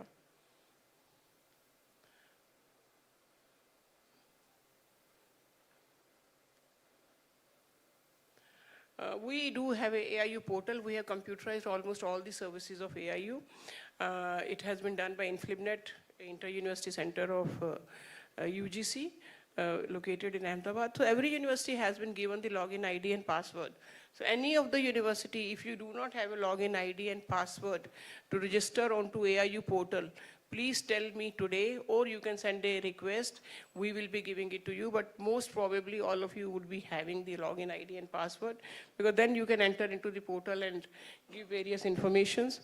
There's an online payment gateway that is implemented, then AIU seniority portal. This we have recently opened. Vijender khul gaya na? So we have just opened the AIU seniority portal. Every year, we prepare the seniority of the Vice-Chancellors in terms of the number of years you have served as a Vice-Chancellor of a university. And based on that, we decide that who will be on the governing council of AIU, who will be the president of AIU, who will be the vice president of AIU. And many times government also asks, like, who is the senior most vice chancellor? Give us the names of some senior vice chancellors. So this portal is very, very important, and the seniority has to be filled in online only. So please ensure that you fill up your seniority so that you are in the list of seniority of AIU Vice Chancellor. So if you do not fill up, then even if you are senior, you will be left out because we will not know. And this seniority is not by your current VC-ship, even your previous VC-ships. So you have been in various universities, and even with the break, that will be counted. So please fill up the VC seniority portal about your seniority. And then we also have AIU Youth Affairs portal and Sports portal. And all the students who have to play, they have to register on these portals, then only they can play, so that we have a good database also and everything is transparent and clear. These are the zonal meetings I told yesterday also. So these are the zonal meetings for the year 25-26. This is the 4th meeting. Next meeting will be in Udaipur. That will be on self-reliant Bharat through Swadeshi, economic patriotism and techno-nationalism. That will be on March 17 and 18. So because you are in central zone, you cannot participate physically, but online anybody can participate in any meeting. And the final meeting, this will be the 100th annual meeting of the AIU. This will be held in D.Y. Patil University, Pune.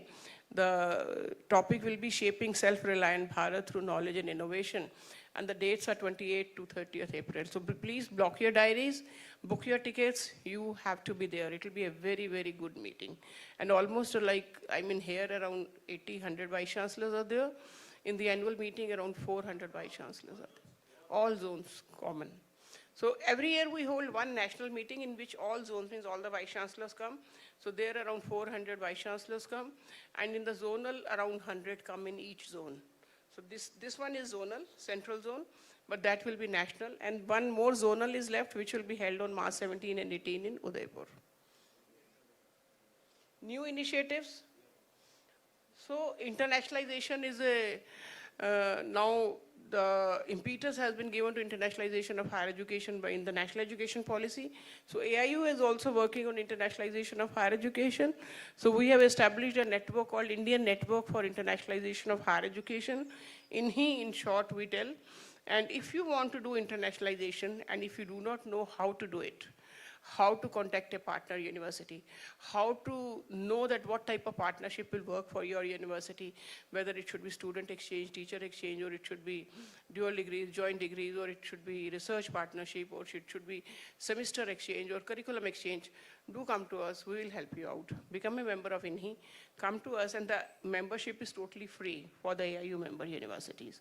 So please become a member of INHI, and you will know how to do internationalization of higher education. We also do many workshops, many training programs for the staff of international office, because what happens is in the NEP it is written that every university should have an international students office.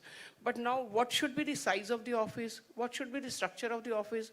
What type of work the office should know? Many universities do not know. So there we pitch in. We tell them, UGC is telling you what to do, and we are telling you how to do. Sometimes people ask me, what is the difference between UGC and AIU?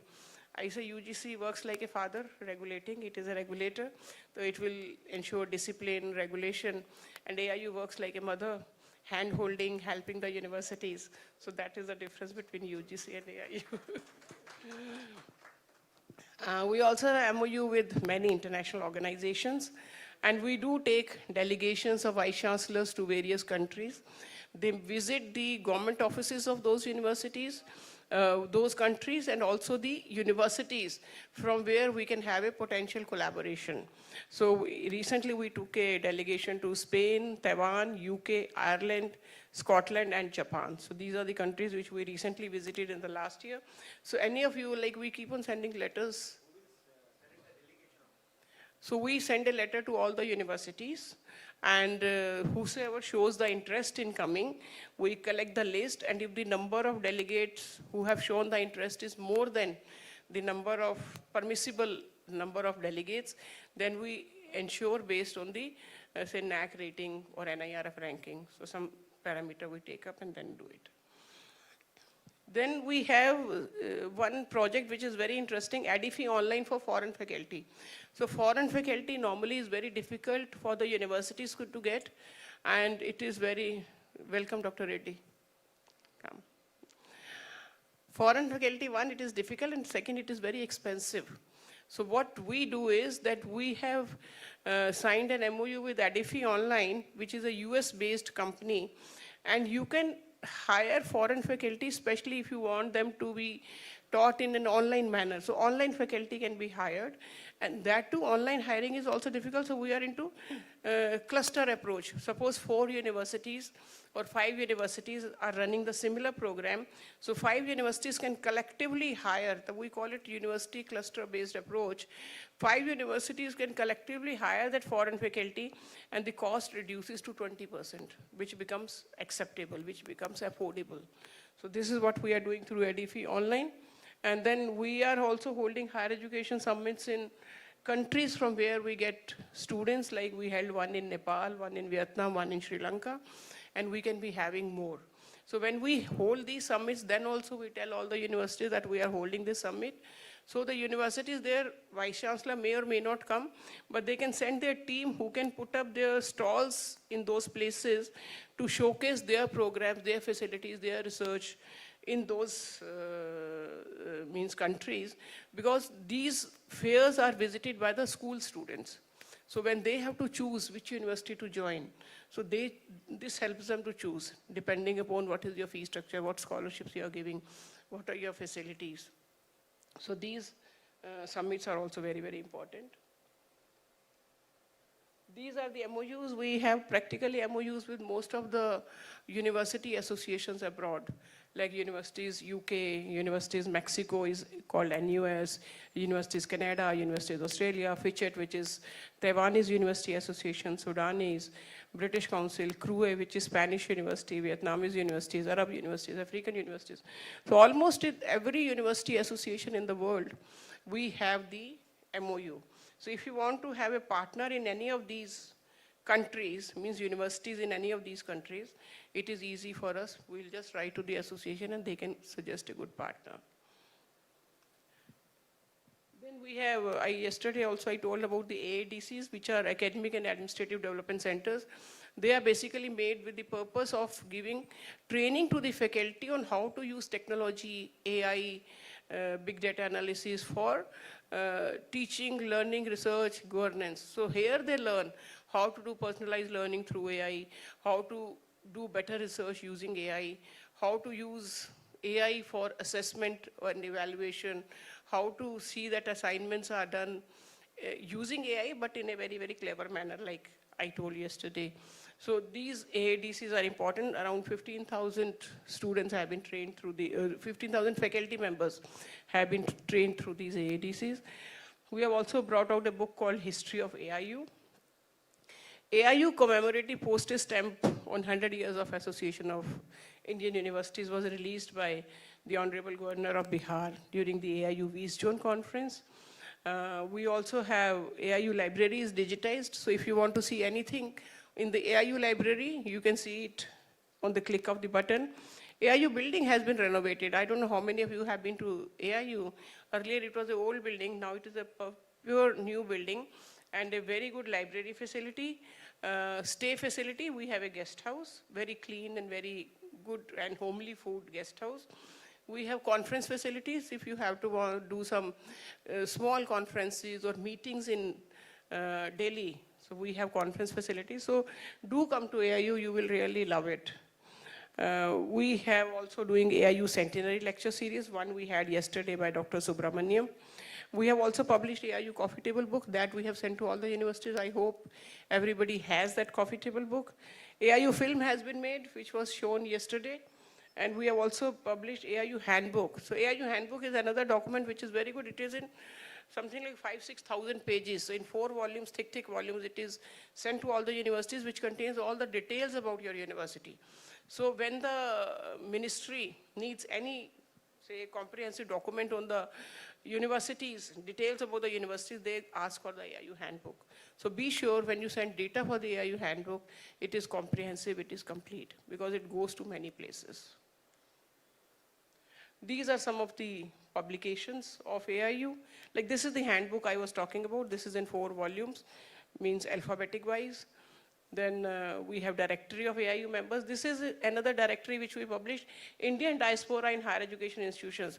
Like in foreign countries, if people of Indian origin are working, then we are giving the names, phone numbers, university, and email IDs.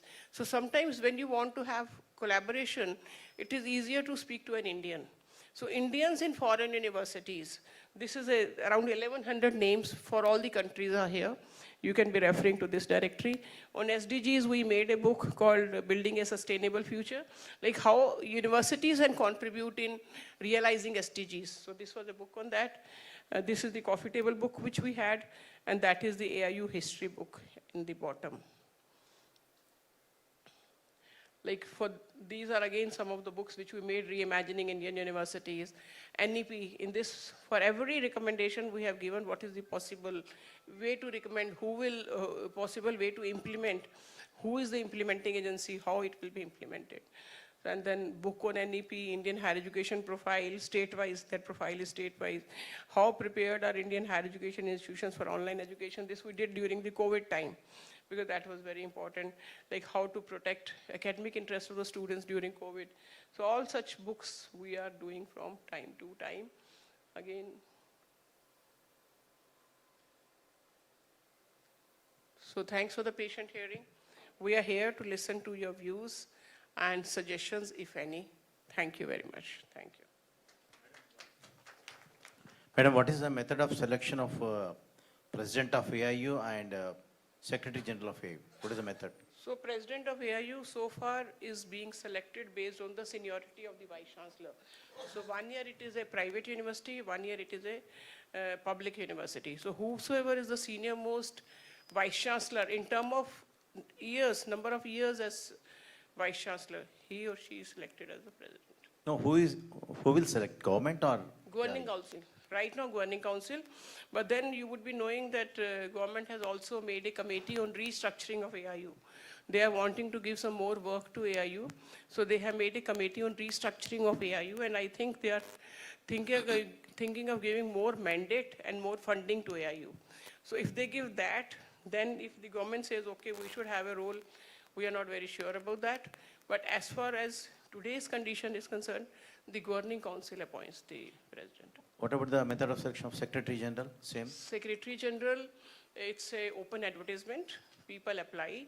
And then Governing Council appoints. But the search committee or the selection committee includes one representative of UGC. So in future, it can be a representative of MHRD also. But as of now, it is one representative of UGC, and then the Governing Council appoints. So what is the term of President and Secretary General? Secretary General 5 years, President 1 year. Only 1 year. After that, he may be continued for 1 more year? So the President is there for 1 year, but before President, he or she becomes Vice President. And after President, he becomes immediate past President. So in the Governing Council, one single person who becomes President remains for 3 years. 1 as Vice President, 1 year as President, and 1 year as immediate past President.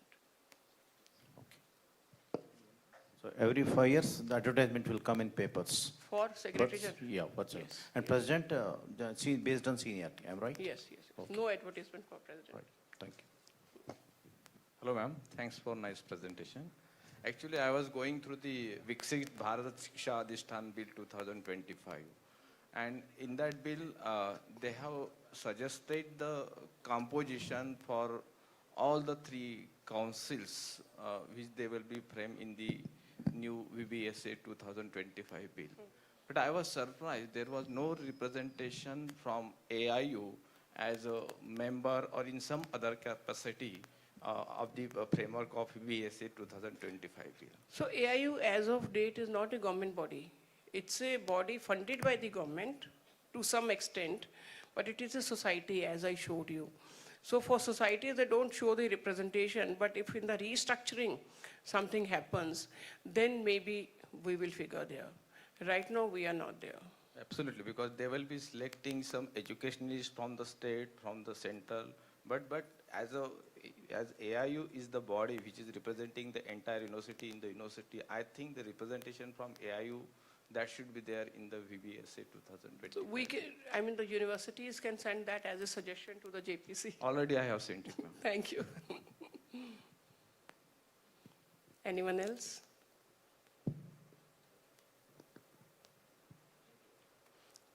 Sir, you want to say something as a concluding remark?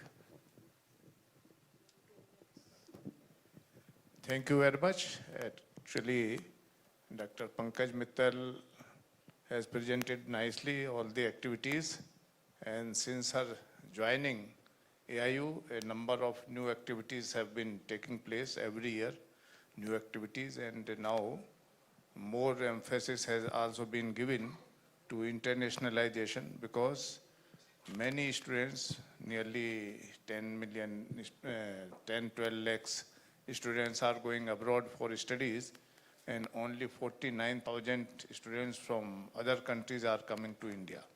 So now there is time that Indian higher education is exposed to other countries. That is what it has been taken to first neighboring countries and later on to other countries, to give our strength in higher education so that we can attract the students from other countries also. And along with this, you have seen a very important role of AI is in the cultural activities, then sports activities. These are very important.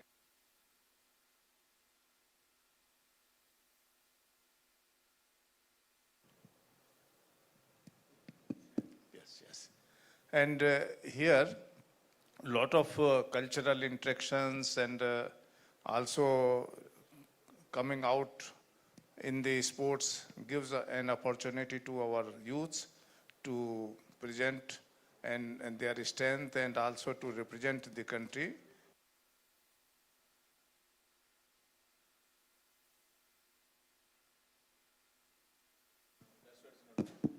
Yes, thank you. So I take this opportunity to thank Dr. Madam Pankaj Mittal for bringing AIU to a very dynamic, active, and very interactive association. I remember that for some time it was not having so many activities, but now you have seen the activities, particularly in the area of sports, have been appreciated by our Honorable Prime Minister also, where youths from our different universities have contributed a lot during the Olympics and other things. This is all because of the AIU's continuous activities and support and also bringing awareness. And you have seen that AIU is bringing now latest topics for discussion, exposure, and also suggestion, and also giving all kinds of the support which is required, including the experts' opinion and making available the experts, etc., in different areas of the specialization, and helping in this way that our higher education can be more competitive at global level. So I thank our Honorable Secretary General, Dr. Pankaj Mittal, for taking AIU to new front of the activities and creating the platform for the universities for more interaction and also more participation. Thank you very much.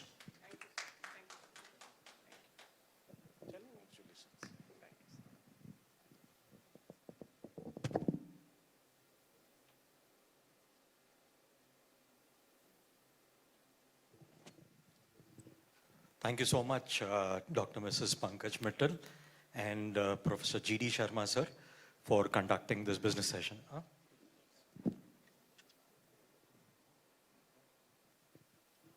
We are really delighted to have in our midst Dr. B.V.R. Mohan Reddy Garu. May I request you to come to the dais, sir? Welcome. May I request our Honorable Vice-Chancellor, sir, to welcome sir with a floral bouquet. Please come, sir, you first, for a moment.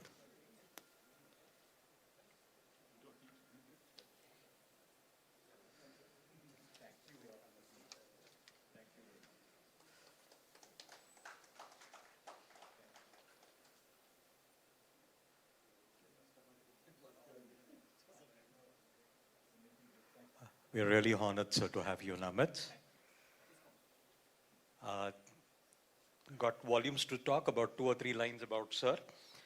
He's an Indian business executive and engineering manager who founded and served as executive chairman of Scient. He established the Engineer in India brand by providing design engineering service to Fortune 500 manufacturing companies around the world. Mr. Reddy is also the chairman, board of governors of IIT Hyderabad. He also serves as member on the board of management of NIIT University. Mr. Reddy was conferred with the honorary degree of Doctor of Science in 2014 from Andhra University, and is also the degree of Doctor of Philosophy from JNTU Hyderabad. A distinguished alumnus award from IIT Kanpur and CIE Leadership Award. Mr. Reddy is the vice chairman of the National Association of Software and Services Company, that is NASSCOM. He is presently a member on the National Council of Confederation of Indian Industry. So we are eagerly waiting for your words of wisdom that can add to these people and they can carry some rich memories from your experience, sir. Thank you. I'll speak for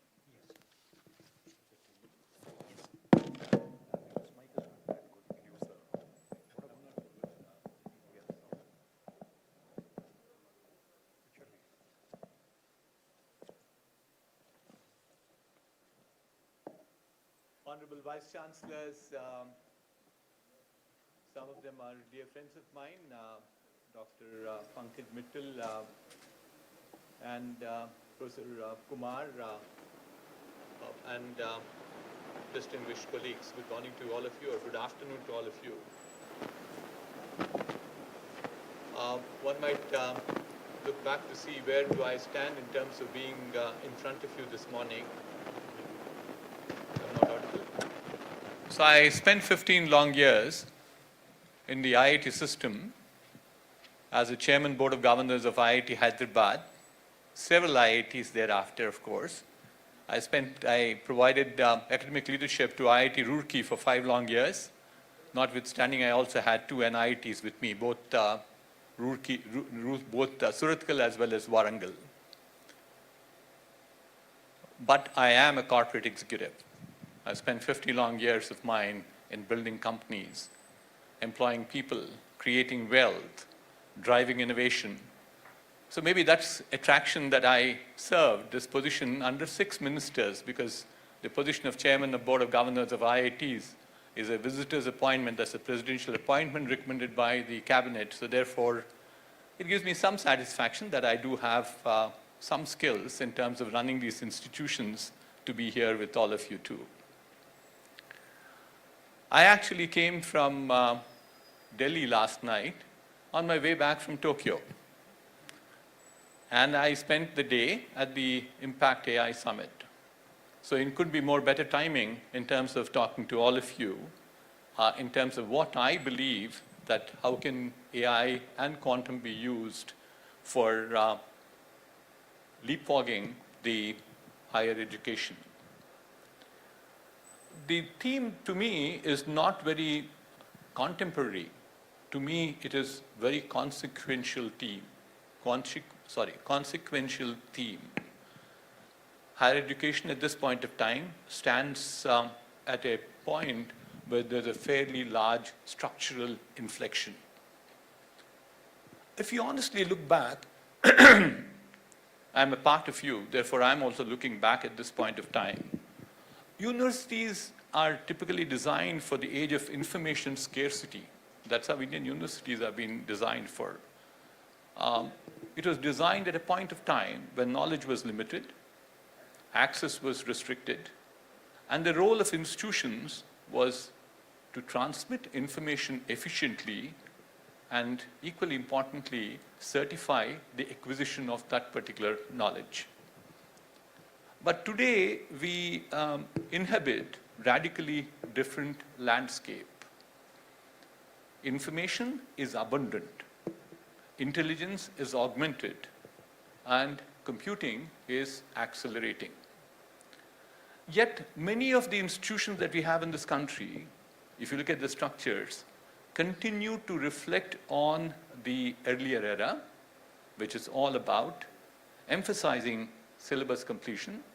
I keep hearing this, sir, I have to complete the syllabus before the end of the semester. Examination performance, and finally, giving the degree certification. That's what we still are. But in an era of artificial intelligence and quantum computing, these are not technologies which are incremental. These are going to redefine how knowledge is processed, generated, secured, and applied. So the central question that we have with us is therefore, is not all about how many AI courses will we introduce in our education system. It's all about how do we reimagine our education in the AI and the quantum era. So the question is, this word, AI and quantum are fairly, encompasses a lot of things. And the recent past, our Minister Ashwini Vaishnav has simplified it, and I like the simplification, including he did that yesterday from the podium in front of many of us. So a useful way of understanding the AI transformation is through what is called the layered structures on the AI capability. You might like to see it in 5 layers. That's where Ashwini Vaishnavji puts it as. The base layer is all about the energy layer, which is to do with energy layer. One we have to understand is that AI is computationally very intensive. And trust me, it's power hungry. It guzzles power like crazy. People have got 1 gigawatt plants running some of the data centers now in some of the places in the world. So the integration of green energy into data structures is becoming a strategic necessity. That's one layer. So green energy is one layer. The second one above that is the infrastructure layer. It is all about high performance computing that requires by both, will not come to quantum, we'll say AI, cloud platforms, shared GPU clusters, data storage, and the cybersecurity frameworks. As yesterday, Mr. Ashwini Vaishnav also talked about it, I think not for the first time, for the second time or third time I heard him. Now India has about 38,000 GPUs in a cluster format, in a public-private partnership, which will be accessible to staff, students, as well as the startups. So therefore, a capability or capacity which was limited to elite institutions is now available to everybody and anybody. The third layer is the chip layer, as it's called, which is all to do with wafer, semiconductor design, hardware accelerators, custom silicon, strategic autonomy, custom silicon. And all of us recognize, especially after the COVID and the breakup of all the supply chains, strategic autonomy is very important for every nation and is equally so with AI. So therefore, a strength of a nation will depend on the intellectual strength it has on silicon. That's the third layer. The fourth layer is all about the model layer, or some people also call it as the data layer. Now, all of us hear about LLMs, large language models, but not necessarily all AI is based on them. You could have efficient foundation models.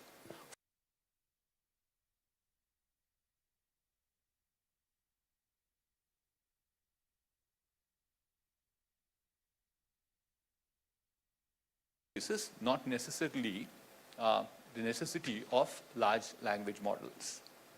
On the top of this list, the fifth layer, the final layer, is all about where AI delivers a societal value.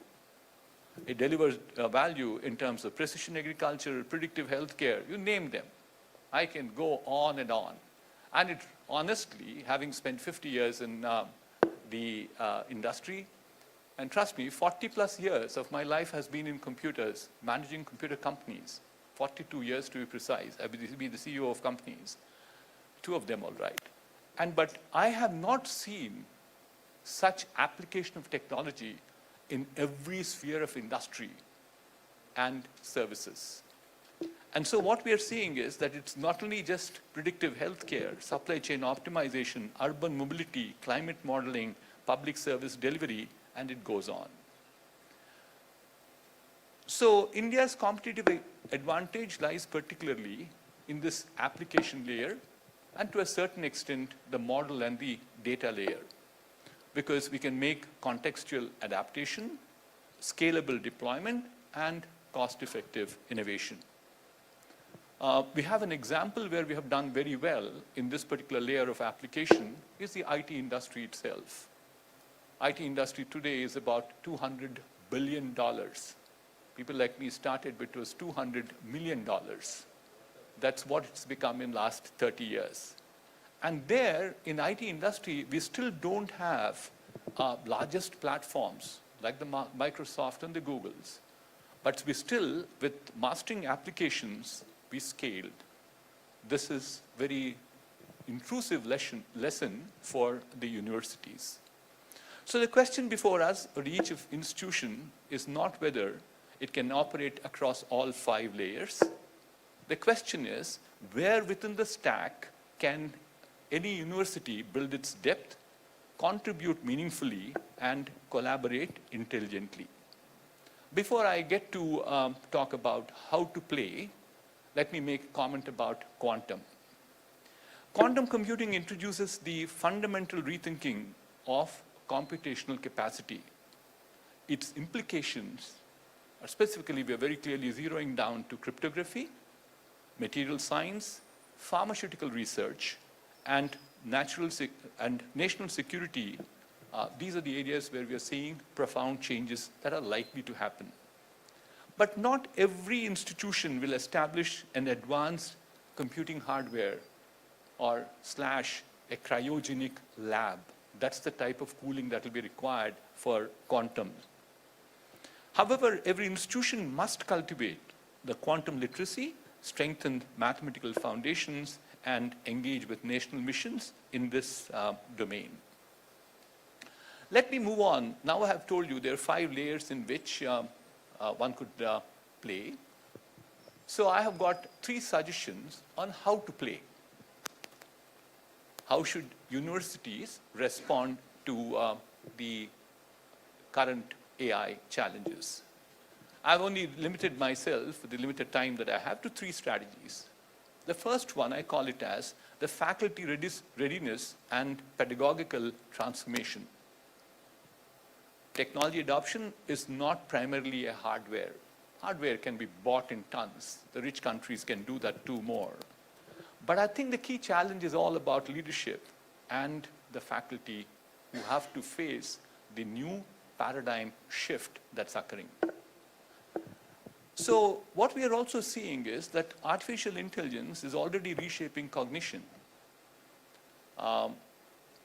In the book Co-Intelligence, which I happened to read on this 9.5-hour flight from Tokyo to Delhi yesterday morning, Ethan Malik describes AI as co-intelligence, not a tool to be restricted, but a collaborator to be integrated thoughtfully. Please note this, that AI is not a tool that has to be restricted. Several places there's restriction on usages of these tools, but it's a collaboration to be integrated thoughtfully because it is co-intelligence within the human being. It is the human in the loop plus there's an added intelligence. So therefore, the reframing is critical for universities. Rather than asking how to prevent AI usage, institutions must ask how to teach students to think with AI, but critically, ethically, and responsibly. AI-enabled systems can personalize learning. I do have an application which is running in Future Skills platform of NASSCOM, which I spearheaded for NASSCOM, where we are doing what is called as we're creating individual learning paths for each of the participants. So it's not one size fits all, It's individualized. It's basically AI algorithms which are running at the back end. Identify conceptual gaps, which we do, provide adaptive assessment, and enhance research exploration. They can raise the baseline performance. However, excellence, ethical reasoning, contextual understanding remain deeply human. So therefore, universities must reimagine themselves and focus on 4 or 5 things. One is AI literacy across all disciplines. AI is not limited to computer science. It's not limited to software.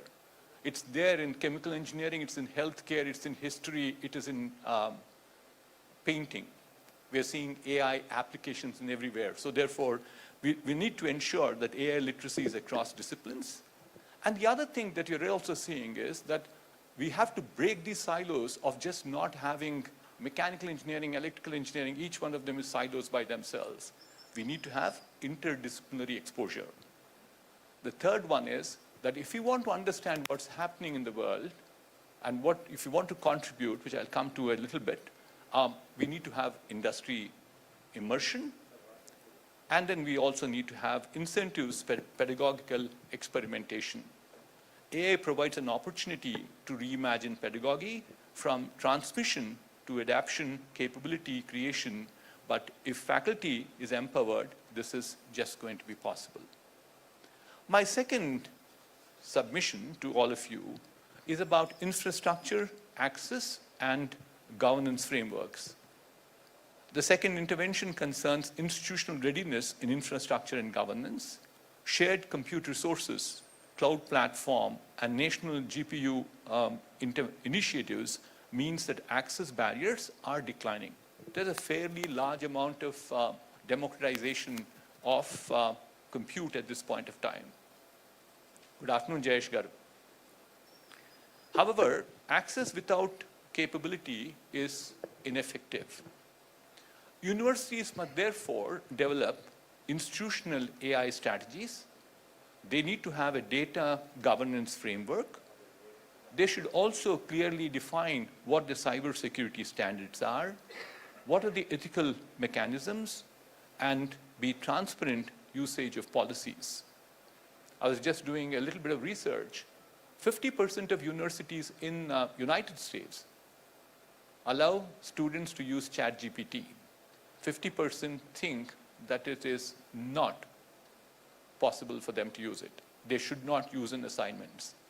So therefore, I think we need to have these policies have to be transparent in order to ensure that we do not unnecessarily penalize people. Ethics and governance cannot be appended later. I think as we adopt AI in our universities, they must be embedded from the beginning itself. AI must raise these questions of bias. AI systems raise questions of bias, privacy, explainability, accountability, and social impact. Universities must model their responses that AI adoption not only teaches ethics, but they practice ethical governance. My last and the third is positioning within the stack and the translational focus. Not every university will design semiconductor chips. Not every university will build foundation models.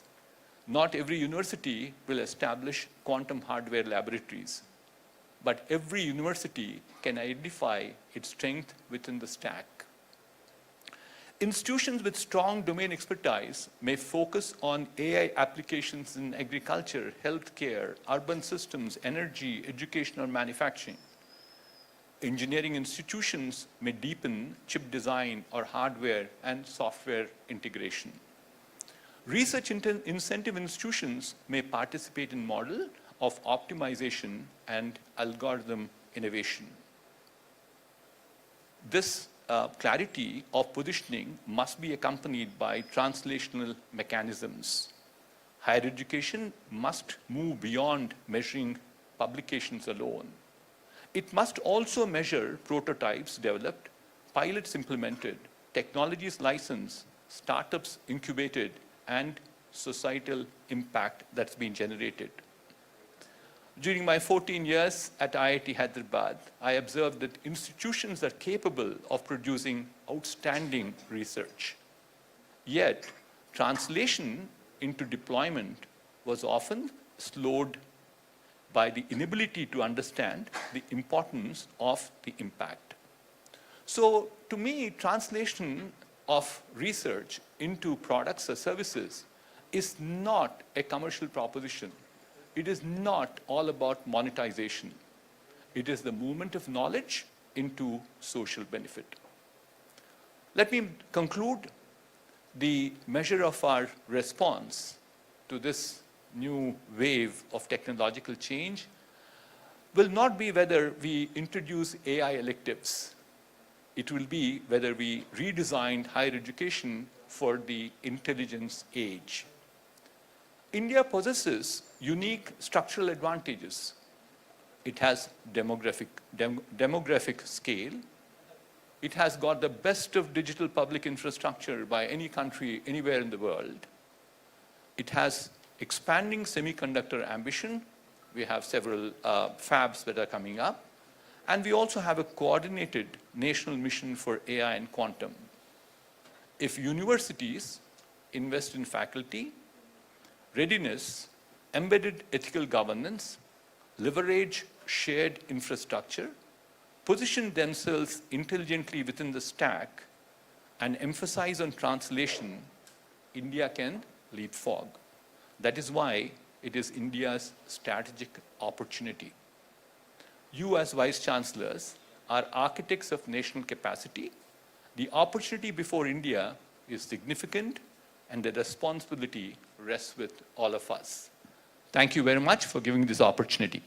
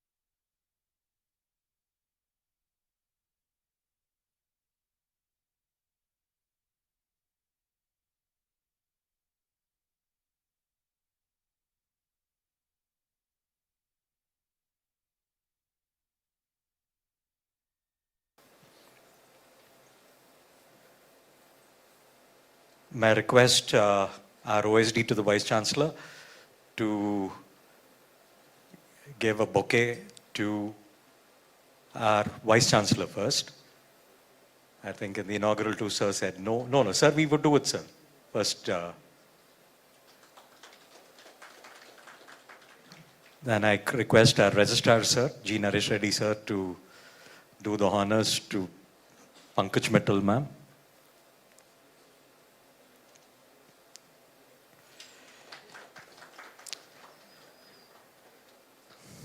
And I request our Vice-Chancellor, sir, to do the honors to Jayesh Ranjan, sir.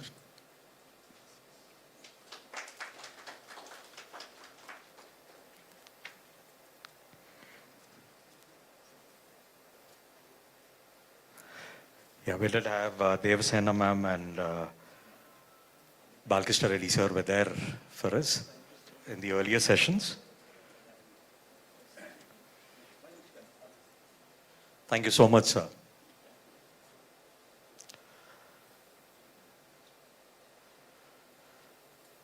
Yeah, it's my proud privilege to invite our Honorable Vice-Chancellor, Kumar Molugaram, sir. A word or two about him. You have heard him in the inaugural as well. An alumnus of Osmania University with a doctorate from IIT Bombay. Professor Molugaram is the 26th Vice-Chancellor of this historic institution established in 1917, recipient of the State Meritorious Teacher Award and an Engineer of the Year Award.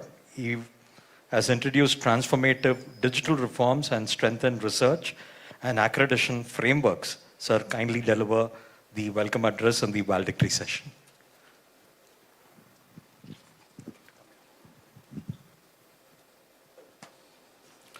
A very good afternoon, all the distinguished Vice Chancellors and today's the guests, Shri Jayesh Ranjan Garu, IAS, and Pankaj Mittal Madam from AIU, and all other colleagues. Yeah, it's really a great kind of opportunity to Osmania University to host the Central Zone AIU Vice Chancellors Meet. Yesterday and today.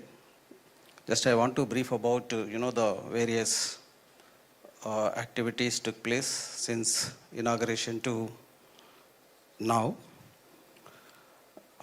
Over 100 Vice Chancellors from universities, from 6 Central Zone states participated in this particular AIU. Yeah, by the Osmania University, to deliberate on the creating AI and quantum-enabled higher education institutions. And a lot of brainstorming sessions took place and focused mainly on 3 sessions. This particular conference inaugurated by the Telangana Governor, Shri Jishnu Varma ji, and he urged that universities to evolve from technology consumers to architects of indigenous AI solutions rooted in Indian ethics.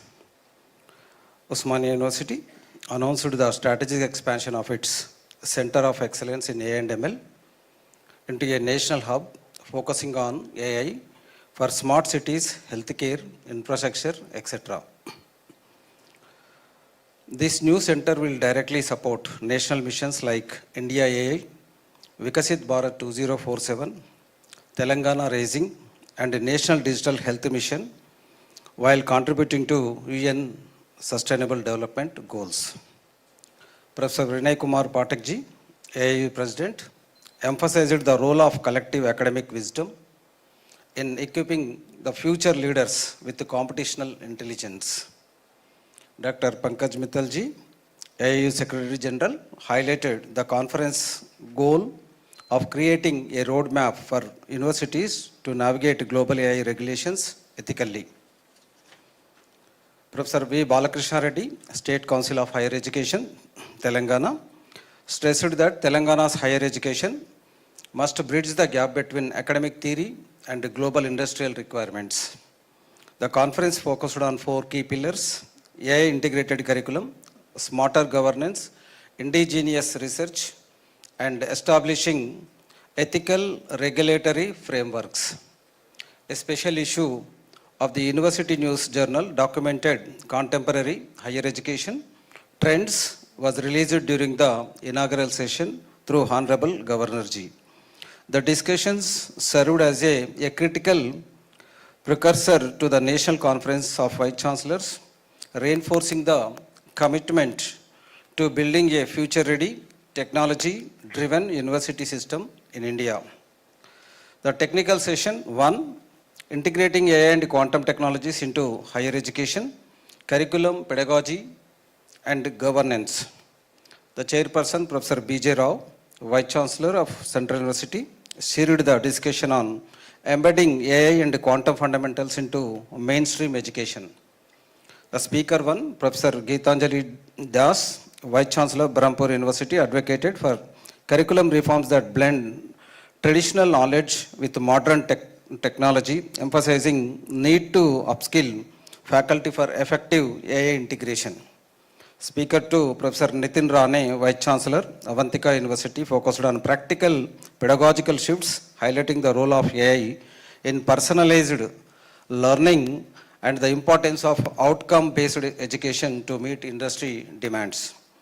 Speaker 3, Dr. Hemachandran K., Vaxan University, presented on the technical infrastructure requirements for AI education, stressing the need for the industry-academia partnerships to keep curricular relevant and research-driven progress. The technical session 2 on the yesterday, AI-driven indigenous research and product development. Professor AlU Kumar, Vice-Chancellor, Guru Ghasidas Vishwavidyalaya, as a chairperson, set the tone for the creating a self-reliant innovation ecosystem within universities. Speaker 1, Professor Nilanjan Chattopadhyay, Vice-Chancellor, Jagron Lakasity University, called for a shift from research for publication to research for product, using Vice-Chancellors to create incubators that support Made in India AI solutions. Speaker 2, Shri Srijanpal Singh, Dr. Kalam Center. He inspired the audience by linking AI innovation to national development using case studies from Dr. Kalam's vision to demonstrate how universities can drive grassroots technological change. Speaker 3, Dr. Archana Mantri, Vice-Chancellor, Anurag University, detailed strategies for fostering student entrepreneurships and securing IPR, emphasizing the role of interdisciplinary research in developing scalable indigenous technologies. And AIU Centenary Lecture followed. Then Speaker Dr. Subramaniam, former Secretary, Department of Higher Education, Ministry of Education.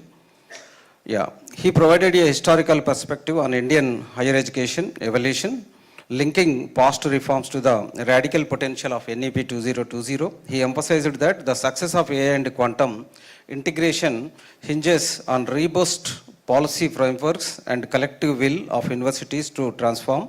He called upon leaders to build institutions that not just globally competitive, but also deeply rooted in Indian values.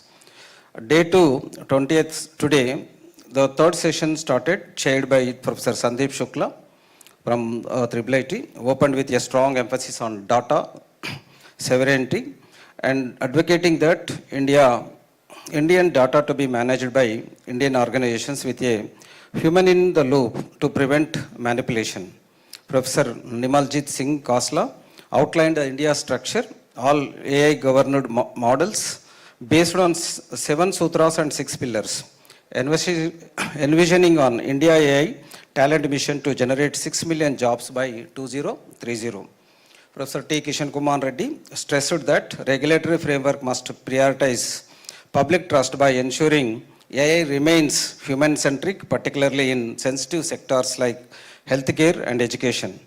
Professor Ankur Arun Kulkarni connected the global AI landscape with the Indian knowledge system, using references from the Maharashtra to ground modern ethics in ancient wisdom. Ultimately, the discussion bridged the gap between technological advancements and responsible governance, calling on universities to develop robust operating models for ethical AI. So then Madam Pankaj explained about various, the aspects of AIU, opportunities and various programs conducted by the AIU, the year calendar and the sports and even the cultural, other kinds of things, activities taking up by the AIU.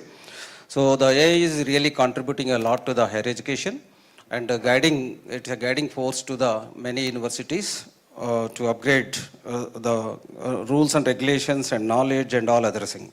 So followed by the another keynote by the Sri Mohan Reddy Garu, And of course, he highlighted many things about artificial intelligence, and at the same time, the quantum.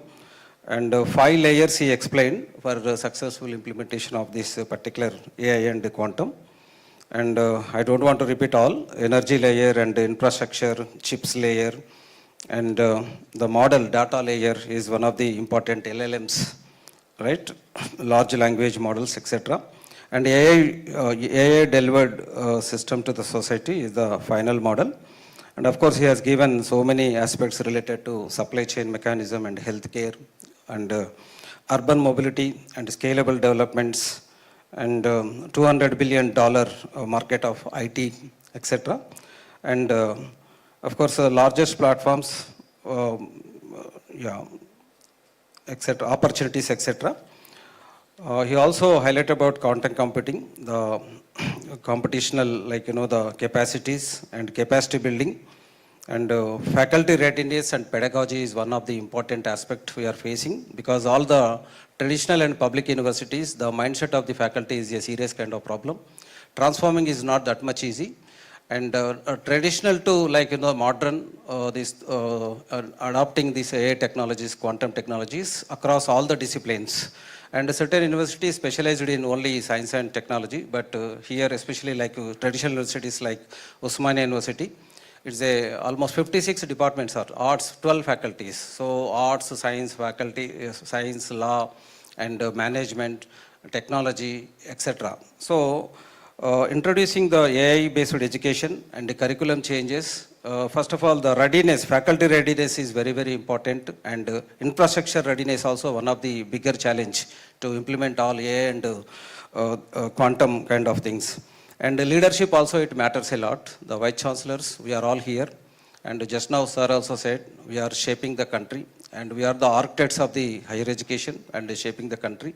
So definitely many things in our hands, and many decision makings, and the implementation of AI and quantum in the syllabus and training the faculty and faculty readiness is not that much easy, because of a radical shift is very much essential.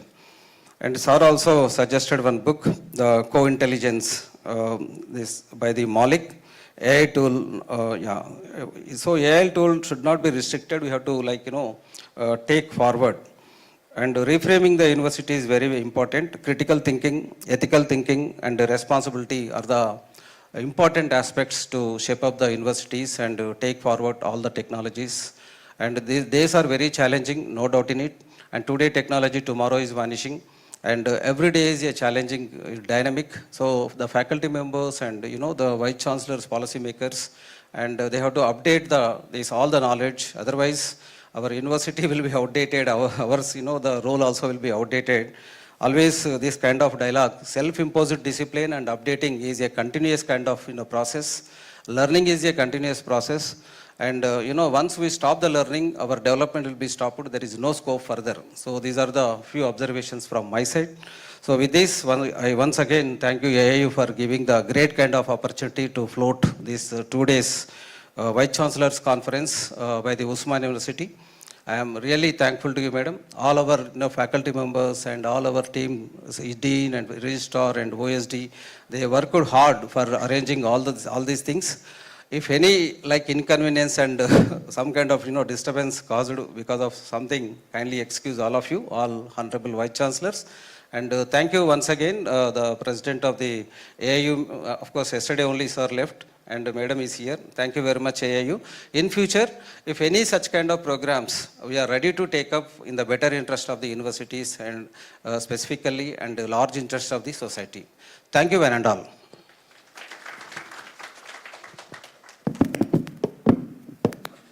Thank you so much, sir. I think the last 2 notes that were there speaks volumes. To be a teacher, you have to be a good student. He has taken all the notes of sir and he has read it out. Thank you so much, sir, for being a good host for this 2 days and all the things which preceded it. I'm really delighted to have an amidst for this valedictory, Dr. Mrs. Pankaj Mittal, who is the Secretary General of the Association of Indian Universities.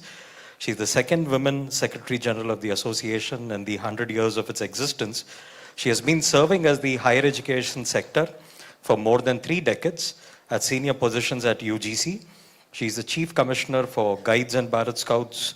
She is also the member of the General Assembly and Finance Committee of the Indian Council for Cultural Relations, New Delhi.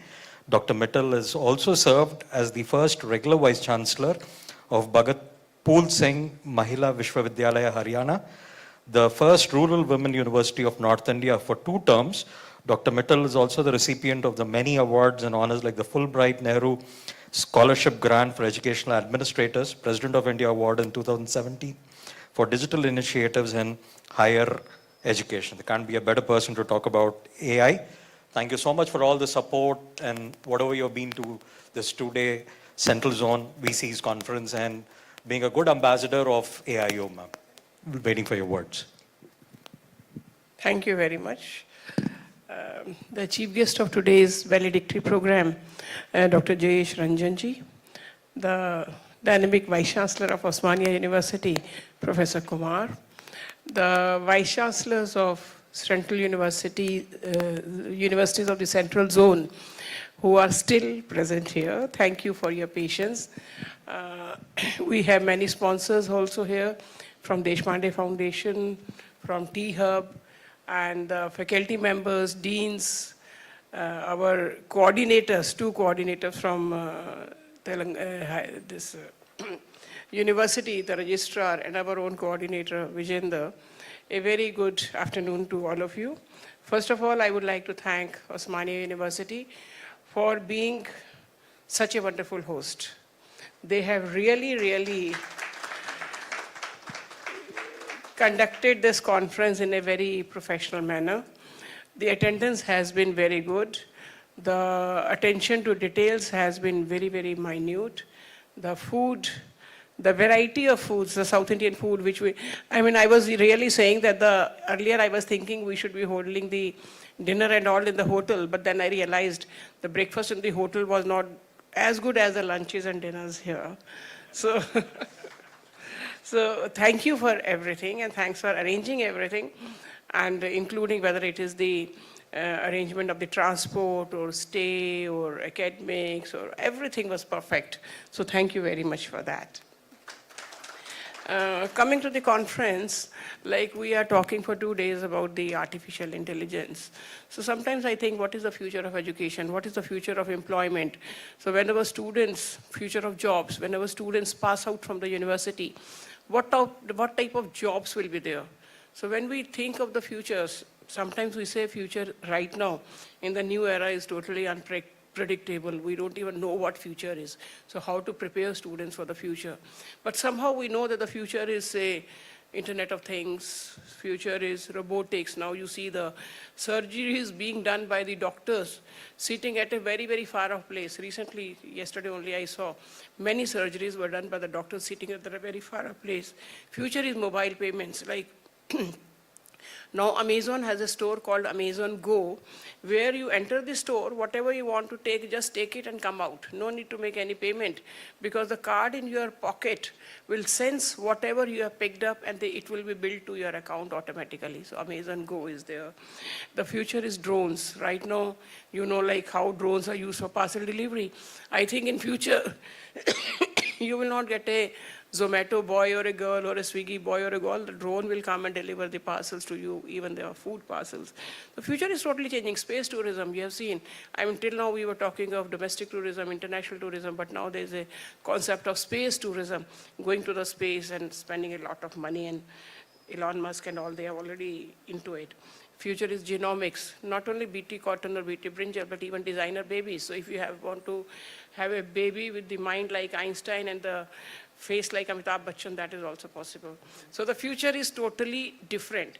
But the question is, are we preparing our students for the future? Are we designing the curriculum for this type of future? Are we doing the capacity building of our teachers to teach in such a manner? Because whatever we are teaching in 3 years or 4 years is becoming obsolete by the time the student goes out. So are we teaching them learning to learn?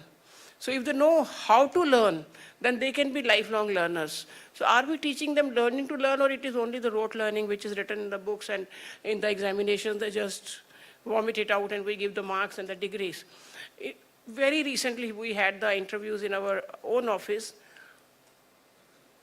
for a very small position like data entry operators, and the students who came to us were holding MBA degree, BTech degree. I just told them to write half a paper, half a page on a certain topic. They could not. Even half a page, MBA graduate, they could not write. English was so bad. That is where people like Deshpande Foundation is working to make them communication ready, to make them job ready. So all this, as vice chancellors, we have to think, because we are heading the institutions. So we should be producing the students. I mean, these type of students are also produced by some universities. Some vice chancellors were heading those universities. So do we want that our students should be performing in this manner when they go out for jobs? So we have to take a call for that, especially in the field of what the future jobs will be, the field of technology, how to apply technology. When we talk of AI, we have been discussing for the 2 days. We are talking about personalized learning. Personalized learning means right now in some universities, especially the bigger universities and state universities, the class size is something like 100, 120 students. So can a teacher teach 120 students at the level of that student, each student, because each student will be at a different level. Some will be very high level students, some will be very low, some will be average. The teacher at the most teaches at the average level. So high level students get bored and the low level don't understand that average level also. So can a teacher teach every student at his or her own level? Can there be a self-paced learning? Now that is possible using AI.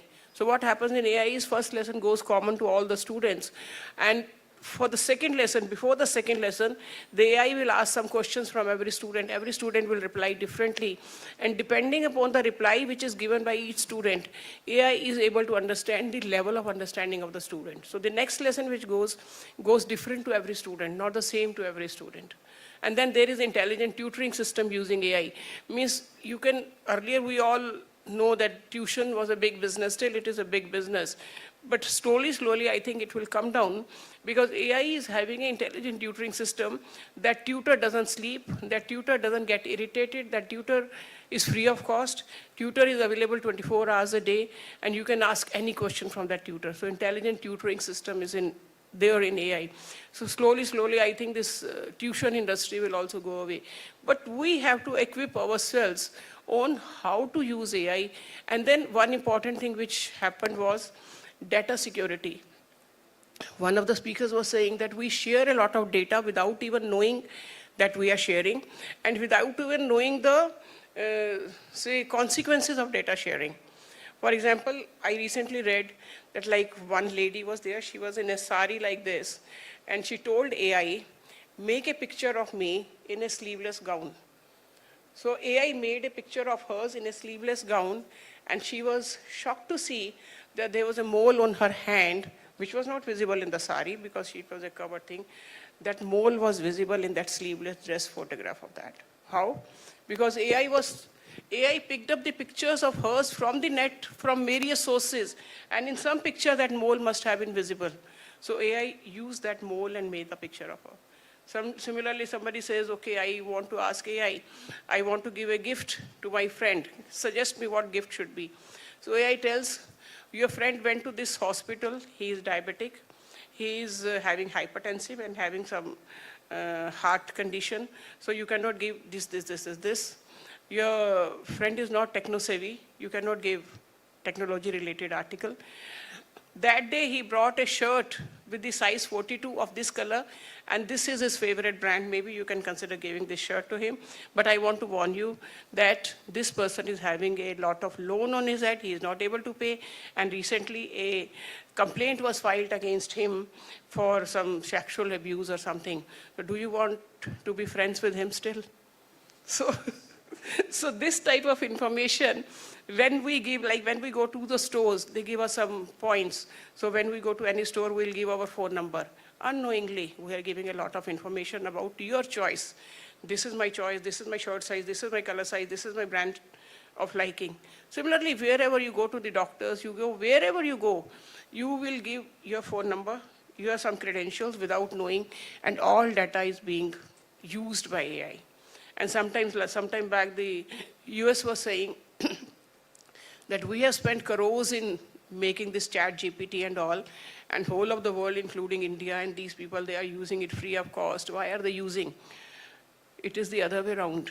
They are using us. We are not using chat GPT. They are using us because the data we feed into the chat GPT, that is improving their LLM in a very, very big way, and such large amount of data cannot come from anywhere else. So it is very important that we know that we are sharing the data, and we should be conscious about it. We cannot say कि मेरा phone number चला भी जाएगा तो क्या फर्क पड़ता है, मेरा number इसको मिल गया तो क्या फर्क पड़ता है. फर्क पड़ता है.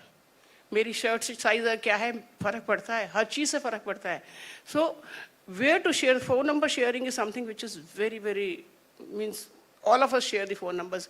Points मिलेंगे, points में थोड़ा सा extra फायदा मिल जाएगा. So we have to be very, very careful. And energy usage in AI is immense. We keep on writing prompt after prompt, getting the information, but the energy which is being used is immense. And that's why sometimes people say, don't write please and thank you to AI, because please and thank you is also processed as a word, and energy is used in that. So AI doesn't need any compliments. So just write smallest possible manner, whatever prompt you have, and you will get the answer. And unnecessarily don't keep on writing prompts, because somewhere or the other the energy is being used. So that is a national and international waste. So that is adding to the carbon footprinting. So my request to all of you would be that we should be conscious that AI has come in. It is there to stay. It is our ally, it is not our enemy. So how to use it ethically, how to train your teachers to use it ethically and intelligently, so that the same AI which we are fearful that students will cheat from it, how to use it intelligently so that they can use AI and then learn better. So that is something which I think is the crux of these 2 days conference. And the ethical use, of course, government is making regulations. AIU is also committed to bring out a booklet for all of you, in which we will be telling you that how AI can be used responsibly, and some best case studies from various universities also will try to compile. So thank you very much once again, Dr. Kumar, and all the Vice-Chancellors present here who attended the conference, and very, very patient hearing, and very intelligent questions were there. So that shows the interest everybody had in this conference. Thank you very much. Thank you. And safe travels back. Thank you. Thank you so much, ma'am, for your insights, your message, and the good words that you had for the organizing team at OU. We are really privileged to have in our midst Shri Jayesh Ranjan, IAS, Chief Secretary to Government of Telangana, Metropolitan Area and Urban Development, HMDA limits. He is the member of the Indian Administrative Services of the 92 batch and is working in the state of Telangana, and is the All India topper of his IAS batch of 92. Shri Jayesh Ranjan is the Special Chief Secretary to Government, Youth Advancement, Tourism, Culture and Sports Department, and Chief Executive Officer for Industry and Investment Cell, Smart, Protective, Efficient and Effective Delivery, SPEED, in Chief Minister's Office. His assignment involves developing policy frameworks, attracting new investments, then identifying opportunities of utilizing IT in various government processes, and promoting digital empowerment of the citizens. He holds a master's degree in psychology from Delhi University, a degree in business management from IIM Calcutta, and a master's in public management from Lee Kuan Yew School of Public Policy, National University of Singapore. I think we can't take much, and waiting eagerly to listen to the message sir would love to give as the fitting valedictory message. Thank you. Thank you very much. Respected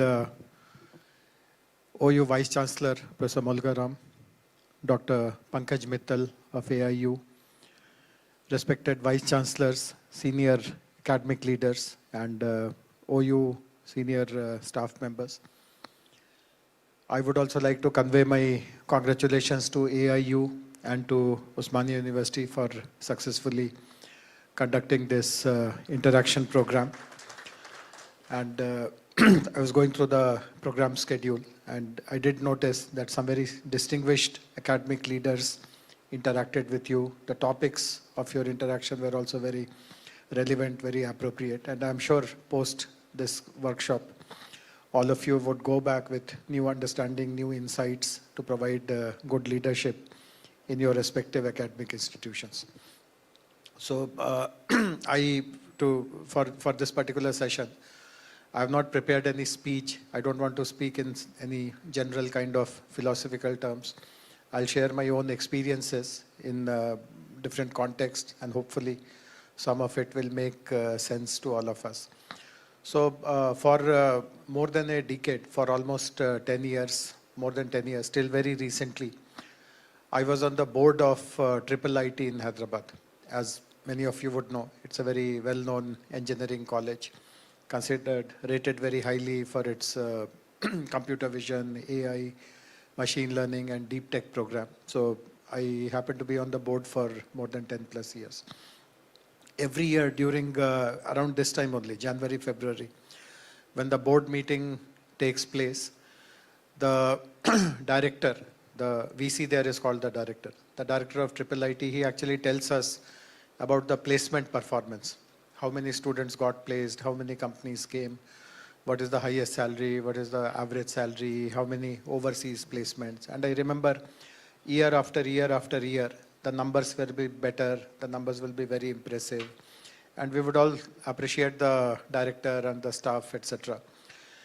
In all these discussions, at the end of it, I would invariably ask one question. And the question that I would ask was, are there students who, despite such brilliant placement scenario, are opting out of placement? They are not participating in the placement program. Are there some students like that? And the VC would give, the director would give some number, that some number of people did not participate in the placement. And this number also would rise year after year after year. And then I asked once I would go to the IIIT frequently for some programs or the others. It's not that only the board meeting was the forum available to me. So once I asked him that, can we do an analysis of who these students are?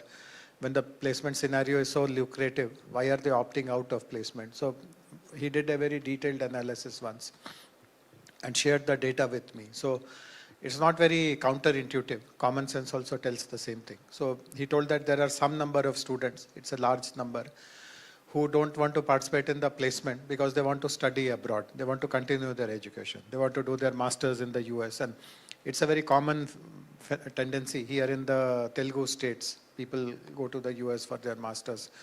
Some of them don't go anywhere, but they do their MBA, maybe in the IIM or somewhere else. So many of them continue their education. Therefore, placement is not relevant for them. Then he mentioned that some other students, they want to appear in the civil services exams, the IAS exams. So as many of us would know, it's a long drawn exam. You have to spend lots of times to prepare. And therefore, maybe those students feel that if I get into a placement or a job, it will interfere with my preparation, so I don't want any job, etc. But there is a third category also. And what I observed was that these first two categories more or less remained stable throughout these 10, 12 years. But this third category has risen like anything. And this is a category of students whom he told that they don't want to join any placement program because they are passionate to start their own enterprise. They want to start their own companies. They want to become entrepreneurs. Many of them have, while they are students, have come across certain opportunities. They have tried out some solutions. Those solutions are working well.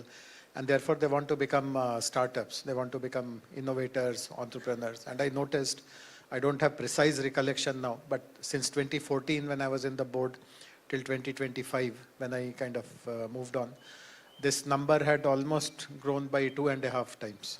Almost 15 to 18% of the students are not participating in placement program because they don't, they have no interest in joining some company and working for someone else. And if you look at it, the poster boys of the technology world today, people like, let us say, Bill Gates or Steve Jobs or Mark Zuckerberg, all of them actually left colleges, not because they could not cope with the academic world.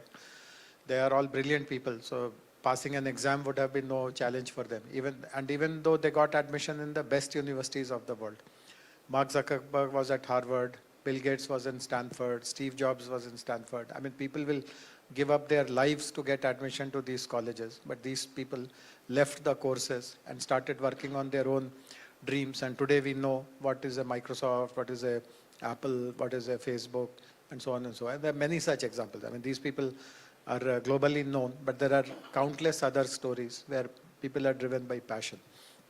And I'm very sure that what is happening in the IITs, triple ITs, and other such IIMs, etc., will happen everywhere. I mean, it's only a matter of time. This percentage will go up, but are we training them properly? So I also would like to share one more experience. For almost 2 years, 8 months, I was the officiating Vice-Chancellor of a technology university. So the state technology university in Telangana is called JNTU. Jawaharlal Nehru Technology University. So when the term of the previous Vice-Chancellor got over, government appointed some of us as interim Vice-Chancellors, officiating Vice-Chancellors. And I also took that responsibility, thinking that it will be a matter of weeks or maybe a few months. But at the end of it, I found that I continued for 2 years, 8 months. I mean,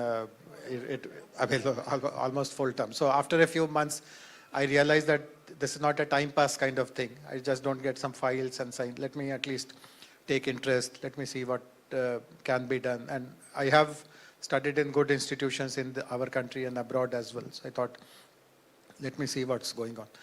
But by then, I had come across one more experience. So JNTU it has its own campus college, but it also affiliates other colleges. So there are 160 plus engineering colleges. Many of them are rural, remote. They're all affiliated to JNTU. So because I'm the Vice-Chancellor, the colleges would call me for annual day, some science day, this day, that day.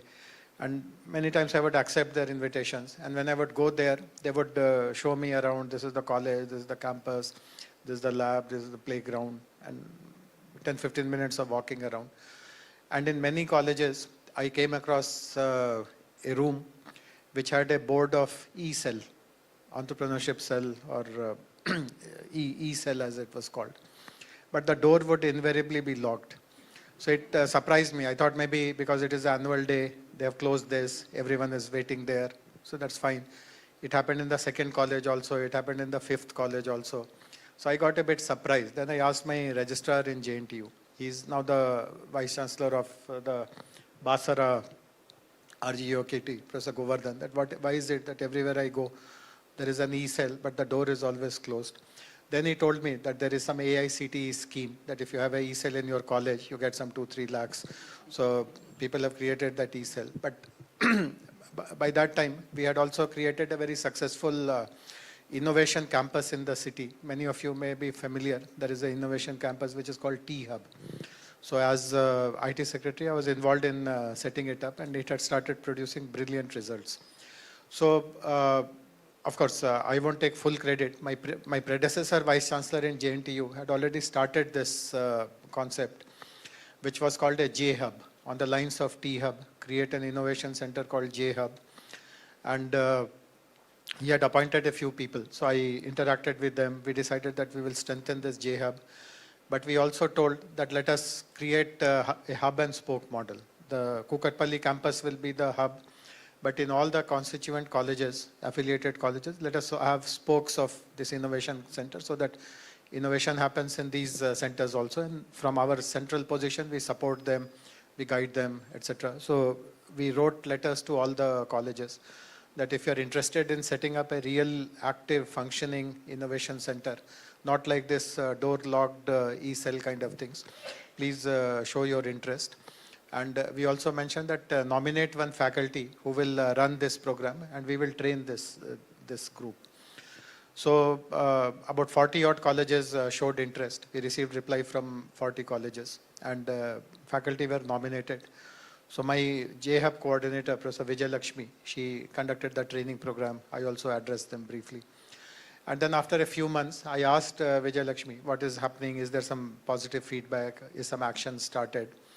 And she did not have anything great to say. She told that nothing much is happening. And after a while, I also felt that what is this? We have created something with good interest, but how come no one is responding, nothing is happening? And then she found something and she told something to me, which also is not very surprising. I found that it is our fault that we did not tell it thoroughly. But what was happening was that when a letter would come from JNTU to the college principal, that please nominate some faculty. Typically what they would do was that some faculty whose presence they don't want in the college, the person who disturbs them, who plays politics, who is a troublemaker, just push him outside so that he spends most of his time in JNTU. Or someone who is very, very young, some people are taken on contract, they don't even have PhDs and all. Just send someone, so some formality is to be complied with, someone has to be sent, so just send someone. And I can share this with you. I'm sure BVR Mohan Reddy Garu also mentioned this. Innovation, entrepreneurship is not something which you can teach in a normal way. It's not that I stand before a board, I tell what is the definition of innovation, what is the definition of entrepreneurship. It has to be taught in a very different way. It has to be taught in a very immersive manner. You need to have a talent. The students already must have a very good opinion about you so that it is easy to explain to them, convince them, guide them in a different way. So then we kind of made it compulsory that whoever is being nominated by the college, we will interview that person first. And only if we are confident that this person is having that kind of an aptitude and orientation, will we allow him to run this program. Otherwise, it will be a waste of time. So this is one point which I wanted to share, that innovation and entrepreneurship is something which can be taught. People can develop skills in it. In fact, after we started the T-Hub here, some of the Indian poster boys of the startup world, many of them visited. I can give some names to you. So the person who started Ola ride sharing, Ola Electric, Bhavesh Agarwal, he came once. Vijay Shekhar Sharma of Paytm came once. People who have founded Swiggy, they are from Hyderabad, they came once. And when we showed this T-Hub to them, all of them told that when we were students, there was no such thing like this. And they studied in good institutions. Bhavesh was in IIT Delhi, Nandan and Harsha of Swiggy were in BITS Pilani. Vijay Shekhar Sharma was in, now I don't know what it is called, but in those days it was called the DCE, Delhi College of Engineering. I think it's called DIT or DT, yeah. So he had studied there. They had all attended the good colleges, but still they felt that if something like the T-Hub was there in their colleges, their journey would have been much smoother, much faster. Some of the mistakes which they made and then recovered and wasted time and effort and resources, that could have been avoided. So I am of the firm belief that people can be trained into becoming good entrepreneurs, successful entrepreneurs. And it is therefore very important to have classes on entrepreneurship, courses on entrepreneurship, functioning e-cells. But the faculty orientation and how you explain all these things to the students, that requires a complete reset. And not every faculty will be qualified to become a good, let us say, mentor or a guide to potential students who can become successful entrepreneurs. We tried something else also. Again, Dr. Pankaj mentioned that when they advertised for a post of data entry operator, lots of candidates replied, and many of them were MBAs, BTechs. So it is not that MBAs, there are no jobs for MBAs, there are no jobs for BTechs, but there are certain colleges and institutions where the training is of such low standard that no company will recruit them.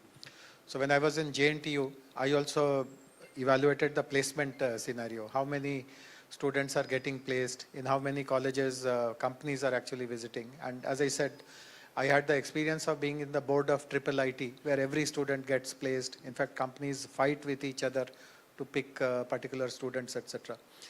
In JNTU, I found out that out of the 165 colleges, just 5% colleges received companies. There is not even one college. In fact, there are a few colleges in JNTU also, which are considered to be as good as some of the best. There are colleges like CBIT and Vigyan Jyoti and Srinidhi and Gokaraju. There are half a dozen star colleges in JNTU also.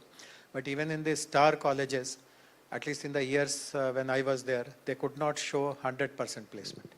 I mean, the placement was high, not to say that no one was getting placed, but it never touched 100%, 80%, 85%. Sometimes it was some challenges. One of the years when I was there was a COVID year. So as we know, COVID and all had lots of challenges. But there were many colleges, I again don't have precise recollection, where not even one company met. Almost 70 to 80% colleges, not even one company visited that college for placement. And not only in these 2.5 years that I was there. Historically also, no one would go to those colleges. So we tried something. Again, I won't say that it has become a big success, but I tried something which potentially can be a great idea. The model which we tried was that, as you know, in an engineering college, a student has to do a project, a college project, in the third year, between the third year and the fourth year. And again, many people told me that these projects are taken only as a formality. You submit something, some 30-40 marks will be given to you. The student will be least bothered whether he is working on it or not. The faculty will demand no quality, just give something. In fact, there were rumors, I hope they were not true, that outside some colleges you can buy previous year's projects. You just change the name, pay 1,000 rupees, get a project, change the name, submit it, you'll get some 30-40 marks, and that is the end of it. So we converted that into an exercise which is called a technology entrepreneurship program. That the project that you are doing, convert it into a business plan. I mean, don't just submit something of the previous years and all. Think of some local problem, some challenge. Even if the application of technology is at a very basic level, that does not matter. Can you show how this solution that you are proposing can be a good solution, it can be scaled up, and so on and so forth. And ISB, Indian School of Business, guided the faculty of those colleges. We did it experimentally in some colleges. They guided those faculty in how to guide the student in preparing that into a business plan. And in 1 year, after this exercise was run in some, again, 40-50 colleges, the best students were called to ISB to showcase what they are doing. And some of it was outstanding, really. You cannot imagine that in the college where the practice was to buy earlier year projects from outside some shop, the same college is now producing reports which are ready to go to the market. I mean, an investor can straight away give that student 10 lakh of rupees to develop that project. So these are small experiments, but these are again experiments which are, which kind of tell us what is possible, what is doable. While we are having our exchange here, simultaneously in Delhi, the India AI Impact Summit is going on. I was there on the first 2 days, on 17th and 18th. In all the sessions that I attended, everyone told that the focus of India in terms of these technologies should be to offer use cases. And Professor Molugaram also mentioned in his speech that he's expanding the Center of Excellence and he wants to provide services to the state government, national institutions, etc. And this is what everyone else also said, that let India not compete with US and China in developing AI models. We'll just not be able to match up to that. But India can easily showcase some thousands of use cases where these models can be deployed. So this is a great opportunity that we train our students to solve problems, to become solution providers. During the India AI Summit, we also saw what was done by Golgotia University. It also kind of created lots of embarrassment for everyone, including the Prime Minister. But it's only a coincidence that it happened in the AI Summit by Golgotia University. Suppose it happened in Hyderabad, it could have very well been some college here where the thinking is to buy some report from the previous year and submit it. It could have happened very easily here also. Just a matter of luck that it happened in Delhi, and unfortunately Golgotia University was involved. So let us use these occasions to be very candid about our own institution. Are we providing the right kind of leadership? Are we picking the right talent? All these things are doable. We were able to show in smaller ways in JNTU that from a very dismal scenario, drastic change can be made. But academic leadership and personal interest in doing so. I mean, you will not get any extra salary if you do these kind of things. But history will remember that he is the person who started J-Hub, he created spokes, he brought this technology entrepreneurship program, he made some colleges worth for companies to go there and do placements, etc. So these are all matters of proving yourself. Like you work for at this stage of life when you are already at the highest peak of your career. I mean, there's nothing beyond being the Vice-Chancellor. Nothing else should motivate you except to bring change and create impact and show excellence. And I'm very confident that by attending these sessions here, you have got similar motivation and insights. My good wishes to all of you. Thank you very much. I think you can do a better job by putting your hands together for that inspirational message that he has given to us. I don't know, on a personal note, I can say that in the past few years, governments have changed. But the belief and trust in him that what he could do to the state has not changed across the bureaucrats and the politicians. That's a great thing that sir is there in our midst. There wouldn't have been a much more fitting valedictory message that what we have received today, and a lot of things that we would go about with carrying with the words, where he said about innovation and entrepreneurship can't be taught, but it is to be caught. Thank you so much, sir, for all that messages there. May I request our Honorable Vice-Chancellor, sir, and Pankaj Mittal, ma'am, to first do the honors of felicitating Jayesh, Ranjan, sir. Immensely thankful to you, sir, for the time that you've taken. We do understand there was a Chief Minister's meeting that you were a part of. We did have our apprehensions whether you could make it or not, but thanks a lot for being here.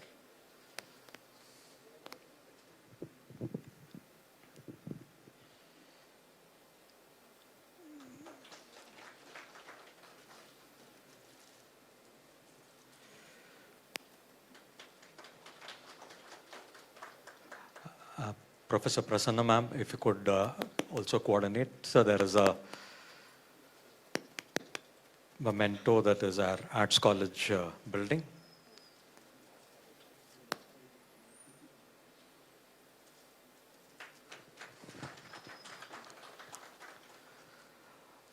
I request our Honorable Vice-Chancellor, sir, to do the honors to Pankaj Mittal, ma'am, Prasanna, ma'am, to coordinate.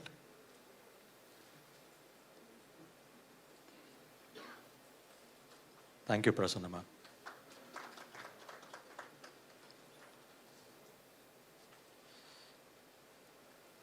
So the memento as well.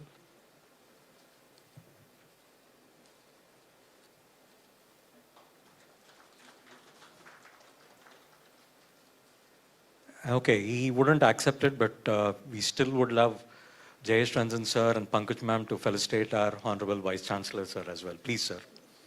Don't refuse this time around.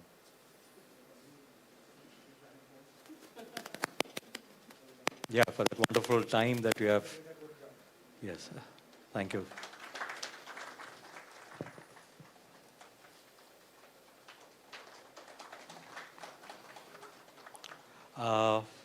We will trouble the dignitaries on the days for some more time. Thanks, Prasanna, ma'am, for indicating me that. There are prizes for the poster presentations that are there, which Vijender sir was coordinating. The first prize goes to Maharaja Sri Ram Chandra Dio University of Odisha. If the Vice-Chancellor is there, please come over to collect the award, the certificate. They're not there. Then the second prize goes to Indira Kala Sangeet Vishwavidyalaya. If the Vice-Chancellor is there, no, they're not there. So there's only one person who will collect the award, the third prize, and that goes to Osmania University. So that will be collected by our Hon'ble Vice-Chancellor.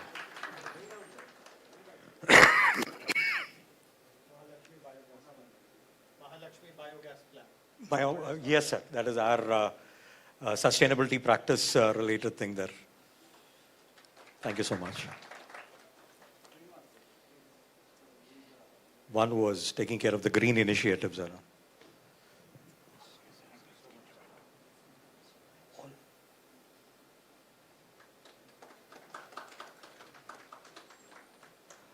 First, we would also acknowledge the great work people who have been behind the screen. I think I was all through the 2 days on the screen and being the face around there. But there are two people who have worked tirelessly over the days, over the months, I would say. I mean, there are people who are coordinating with AIU through two conduits that were there, Vijender sir, and in our place it was Sujata ma'am. There's another silent worker who happens to be the principal of the University College of Engineering. My request, our botany professor and director of CFRD, Professor E. Sujata ma'am, kindly do the felicitation. And this is felicitations which is coming from AIU as well, and Osmania.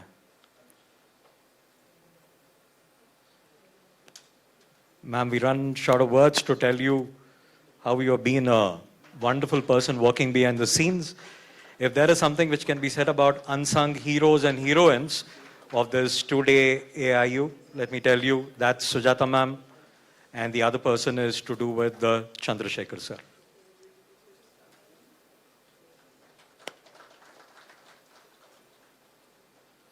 Thank you so much, ma'am, for giving me the responsibility of handling this MC role. You could have given it surely to anybody else, but thanks for the trust that you have shown on me. Thanks a lot to this person who is blessed with telepathy, I would say. It reads the minds of people. Silent. I have never seen sir getting angry or lose his temper there. Very cool. We have seen Dhoni, and this is another capital cool we have here. Vijayendra sir, please.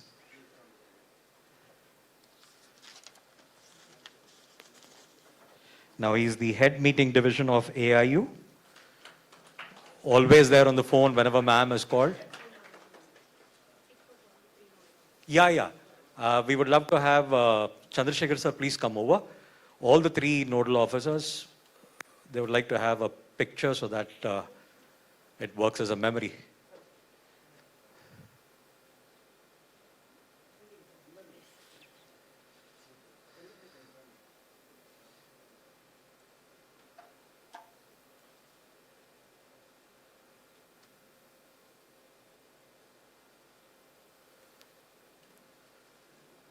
Sir, OSD sir and Registrar sir, please. These are other two people who don't come onto the stage or the limelight. You have to force them to come up. They've been all working in the backdrop.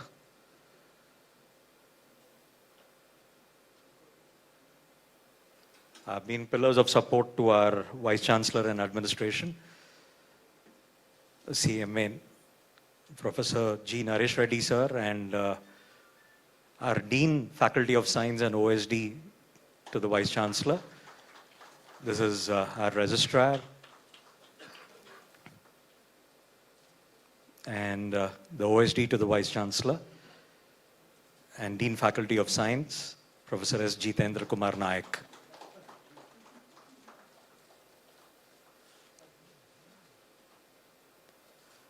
I have a request, kindly don't go away. We do have the national anthem and a group photograph.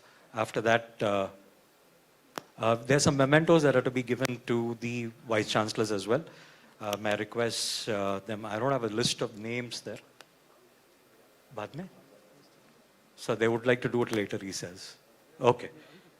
Abhi karne ke liye to? Abhi to fir lunch ko chale jayenge na. Kar dete hain, chal rahi. Naam hai, aap bulayenge. Nama. Acha.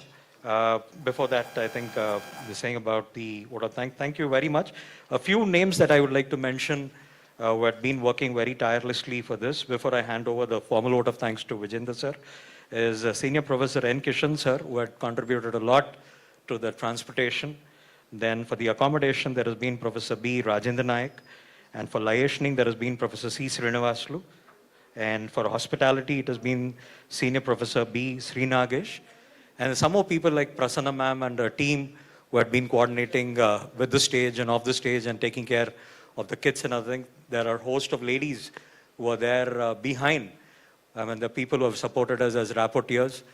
And there are many people who had gone about with being, there's one who don't get to see, we were running short of time, tea or snacks that are to be served in the hall.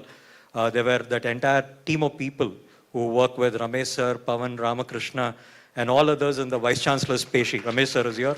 So all of them had gone about with ensuring that our stay and we get their inputs and time. And you all been a wonderful audience there. And we did have a great cultural evening, great inputs.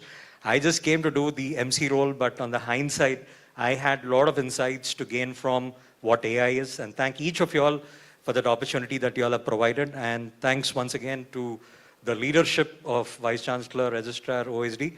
And most of all, I would like to thank Sujata ma'am and Chandrasekhar sir for this role that is given to me. I don't know, people trust that, will this guy do a job in front of the governor and all other people who had done? And whatever thing that I have done, thanks to each of you all for the wonderful time that we had here. And off to the great person. You know, he's been a cultural connect, I would say, between all the universities, and he's been a troubleshooter to us. Anything that we are not able to understand, or I find Sujata ma'am getting confused, then said, Vijendra Bhaiya, I'll call him up and he'll fix it. So that is how Vijendra sir has been there, another unsung hero. All the three nodal officers, I would tell there, and their patience has been personified over this two-day event. All yours, Vijendra sir. Like somebody would like to have a feedback or? Esteemed dignitary on the dais, the guest of honor Sri Jayesh Ranjan IS, Special Secretary to the Government of Telangana, our Secretary General Dr. Mrs. Pankaj Mittal ma'am, Professor Kumar Molugaram, Honorable Vice-Chancellor of Osmania University, all the esteemed Vice-Chancellors of Central Zone, delegates, whole team of Osmania, a very good afternoon to you all. Now it's at the end of the Enriching AIU Central Zone VC meet, and it's my great privilege and honor to propose vote of thanks on behalf of AIU. At the outset, I may felt great heartfelt gratitude to His Excellency Shri Jishnu Varma, Honorable Governor of Telangana, for gracing the inaugural session with his kind presence. Sir, your thoughtful reflections and encouraging words are truly inspired us to reimagine higher education in the era of AI and quantum technologies. We are deeply thankful to the chief guest of the validity, Sri Jayesh Ranjan sir, and the guest of honor, Dr. Balakista Reddy sir of the inaugural session, for their kind presence and their insight. Your perspective on governance, innovations, and policy integrations have added great depth in our discussion. I sincerely acknowledge visionary leadership of Professor Vinay Kumar Pathak, President AIU, and Dr. Mrs. Pankaj Mittal ma'am for their constant guidance, which continues to strengthen the collective voice of our member universities. My respectful thanks are also due to our Pankaj Mittal ma'am for her constant encouragement, faith, motivation during the entire event. Ma'am, I am deeply obliged by your generous and kind support and for all the guidances. Our special thanks and appreciation goes to Senior Professor Kumar Molugaram sir, Honorable VC of the Osmania University, for his warm hospitality and exemplary coordinations. The seamless conduct of this meet reflects the dedication of entire team of Osmania and the academic fraternity of Osmania University. I also extend my sincere thanks and distinguished to all the chairperson and speakers of the technical sessions. I am also thankful to Dr. R. Subramaniam, former Secretary of the Ministry of Education, for delivering the centenary lecture of AIU. My special thanks to Professor Gautam Naresh Reddy, Registrar of the Osmania University, Senior Professor Jitendra Kumar Nayak, OSD to the VC, Professor P. Chandrasekhar sir and Professor E. Sujata madam, the nodal officers of the meet from the Osmania side. Your commitment, enthusiasm, and truly made this event memorable. My special thanks to our comparer, Mr. Patrick sir. Dr. Patrick sir has compared all the sessions in a very diligent manner, and all the team of IT reporters for their professional handling and their responsibilities, which ensured a smooth flow and effective documentation of the sessions. We are thankful to the entire transportation team, accommodation, hospitality team. Sorry, I am not taking the name of the persons, but it includes the whole team for their entire support during the event. My special thanks to the AIU team, like our social media team at the AIU, Ambika and Khatri, and the whole staff of AIU. And for a special edition, I would like to thank my university news editor, Dr. Rama, and her team for bringing the special edition. I am also thankful to all the media AIU supporting partners like this Pandey Skilling for coming to this event and for interacting with the VCs. On behalf of AIU, I extend my sincere thanks to each and everyone present here. Last but not least, the most important most important parts of this event, the entire Central Zone Vice-Chancellors. Without you, sir, this event cannot be so successful. Hope to see you all at the Dr. D.Y. Patil Vidyapeeth, on where our 100th AGM is going to be held. As we conclude, we carry with us not only ideas, resolution, but also a renewed sense of collective responsibility to build AI and quantum-enabled HAIs that are innovative, ethical, and inclusive. Thank you very much, sir. Wish you all happy journey. Jai Hind, Jai Bharat. Thank you so much, sir. And I'll be missing out if I don't thank one or two more people there. I'll come. So one is my good friend Raghupati, who had been working for all the logistics, the flyers, and whatever material, disseminating. There is a host of things that I posted the clippings. We had 3 press meets there. One was a pre-press meet, then we had the curtain raiser, and yesterday's inaugural session was covered fabulously. Thanks for the network which Raghupati had gone about with working. He is the director of EMRC and helps set out in the PRO office. And the other person is Manoj and his team, who had been working relentlessly in taking photographs. And there are some people who had given me some numbers. Can I share the pictures? Just to tell you that all the pictures will be created in the form of a Google link, which my friend Raghu will give. We'll pass it on to Sujata ma'am and others. And all of you will have some rich memories of whatever thing that had happened over 2 days. You will surely get it there. Right? Thank you so much. Thanks, sir. I'm sorry, sir.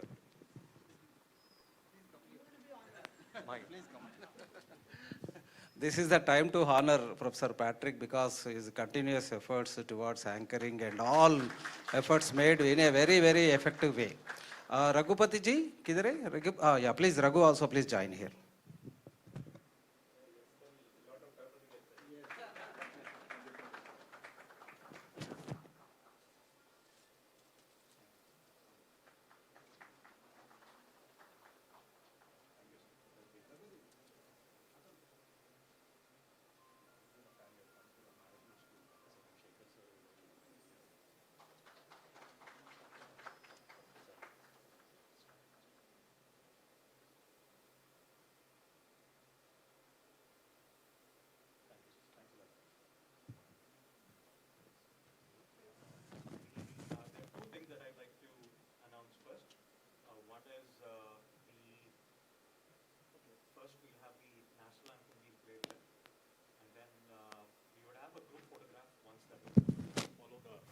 That is given to us. So may I request the team which is organizing, first to all of you all to stand to your feet for the national anthem without an exception. Thank you so much.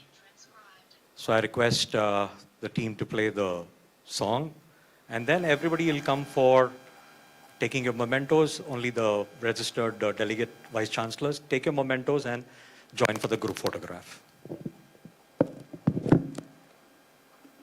Jana Gana मन अधिनायक जय हे भारत भाग्य विधाता पंजाब सिंध गुजरात मराठा द्राविड उत्कल बंगा विंध्य हिमाचल यमुना गंगा उच्चल जलधि तरंगा तव शुभ नामे जागे तव शुभ आशीष मांगे गाहे तव जय गाथा जन गण मंगलदायक जय हे भारत भाग्य विधाता जय हे जय हे जय हे जय जय जय जय हे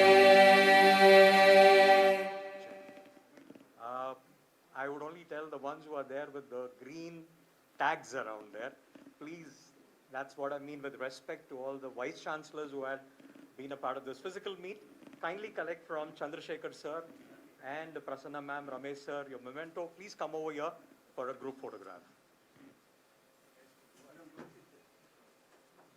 If the stage can accommodate everyone, that would be amazing. I said all the green tags. The other tags will wait for some time. Some of them who can't come on top can also wait down. First take your memento and you can stand down.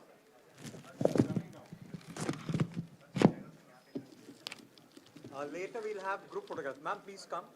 Later we'll have group photographs of the organizers also, so kindly don't go away.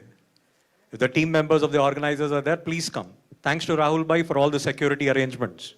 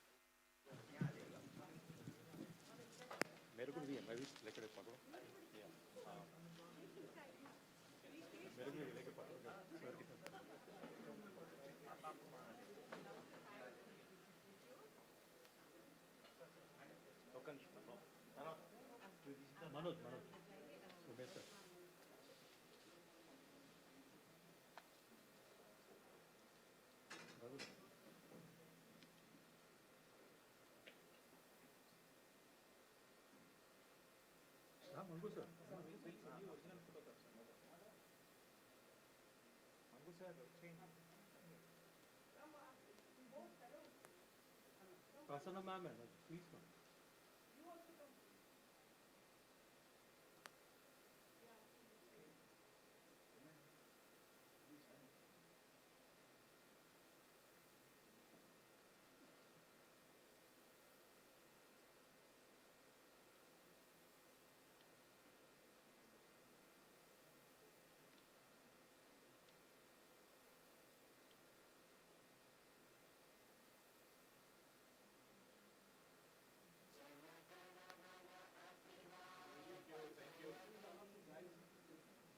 come. I request all of the Vijaya ma'am and everybody around there, please come over. Chalamala sir, Mangu sir, Rajendra sir, Randy.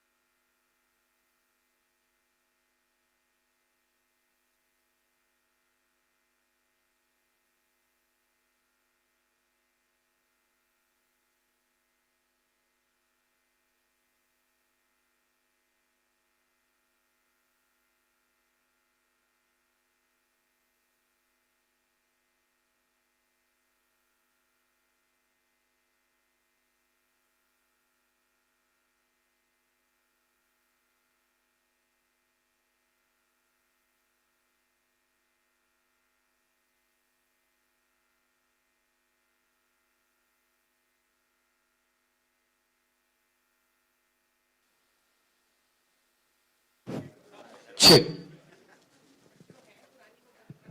A small announcement to be made to all the delegate participants.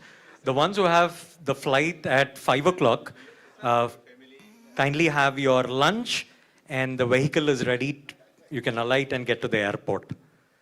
Reminder once again, the ones who have their flight at 5 o'clock, quickly have your lunch and the vehicle is ready to drop you at the airport. So safe travels, wonderful time, and God willing, meet again. See you all.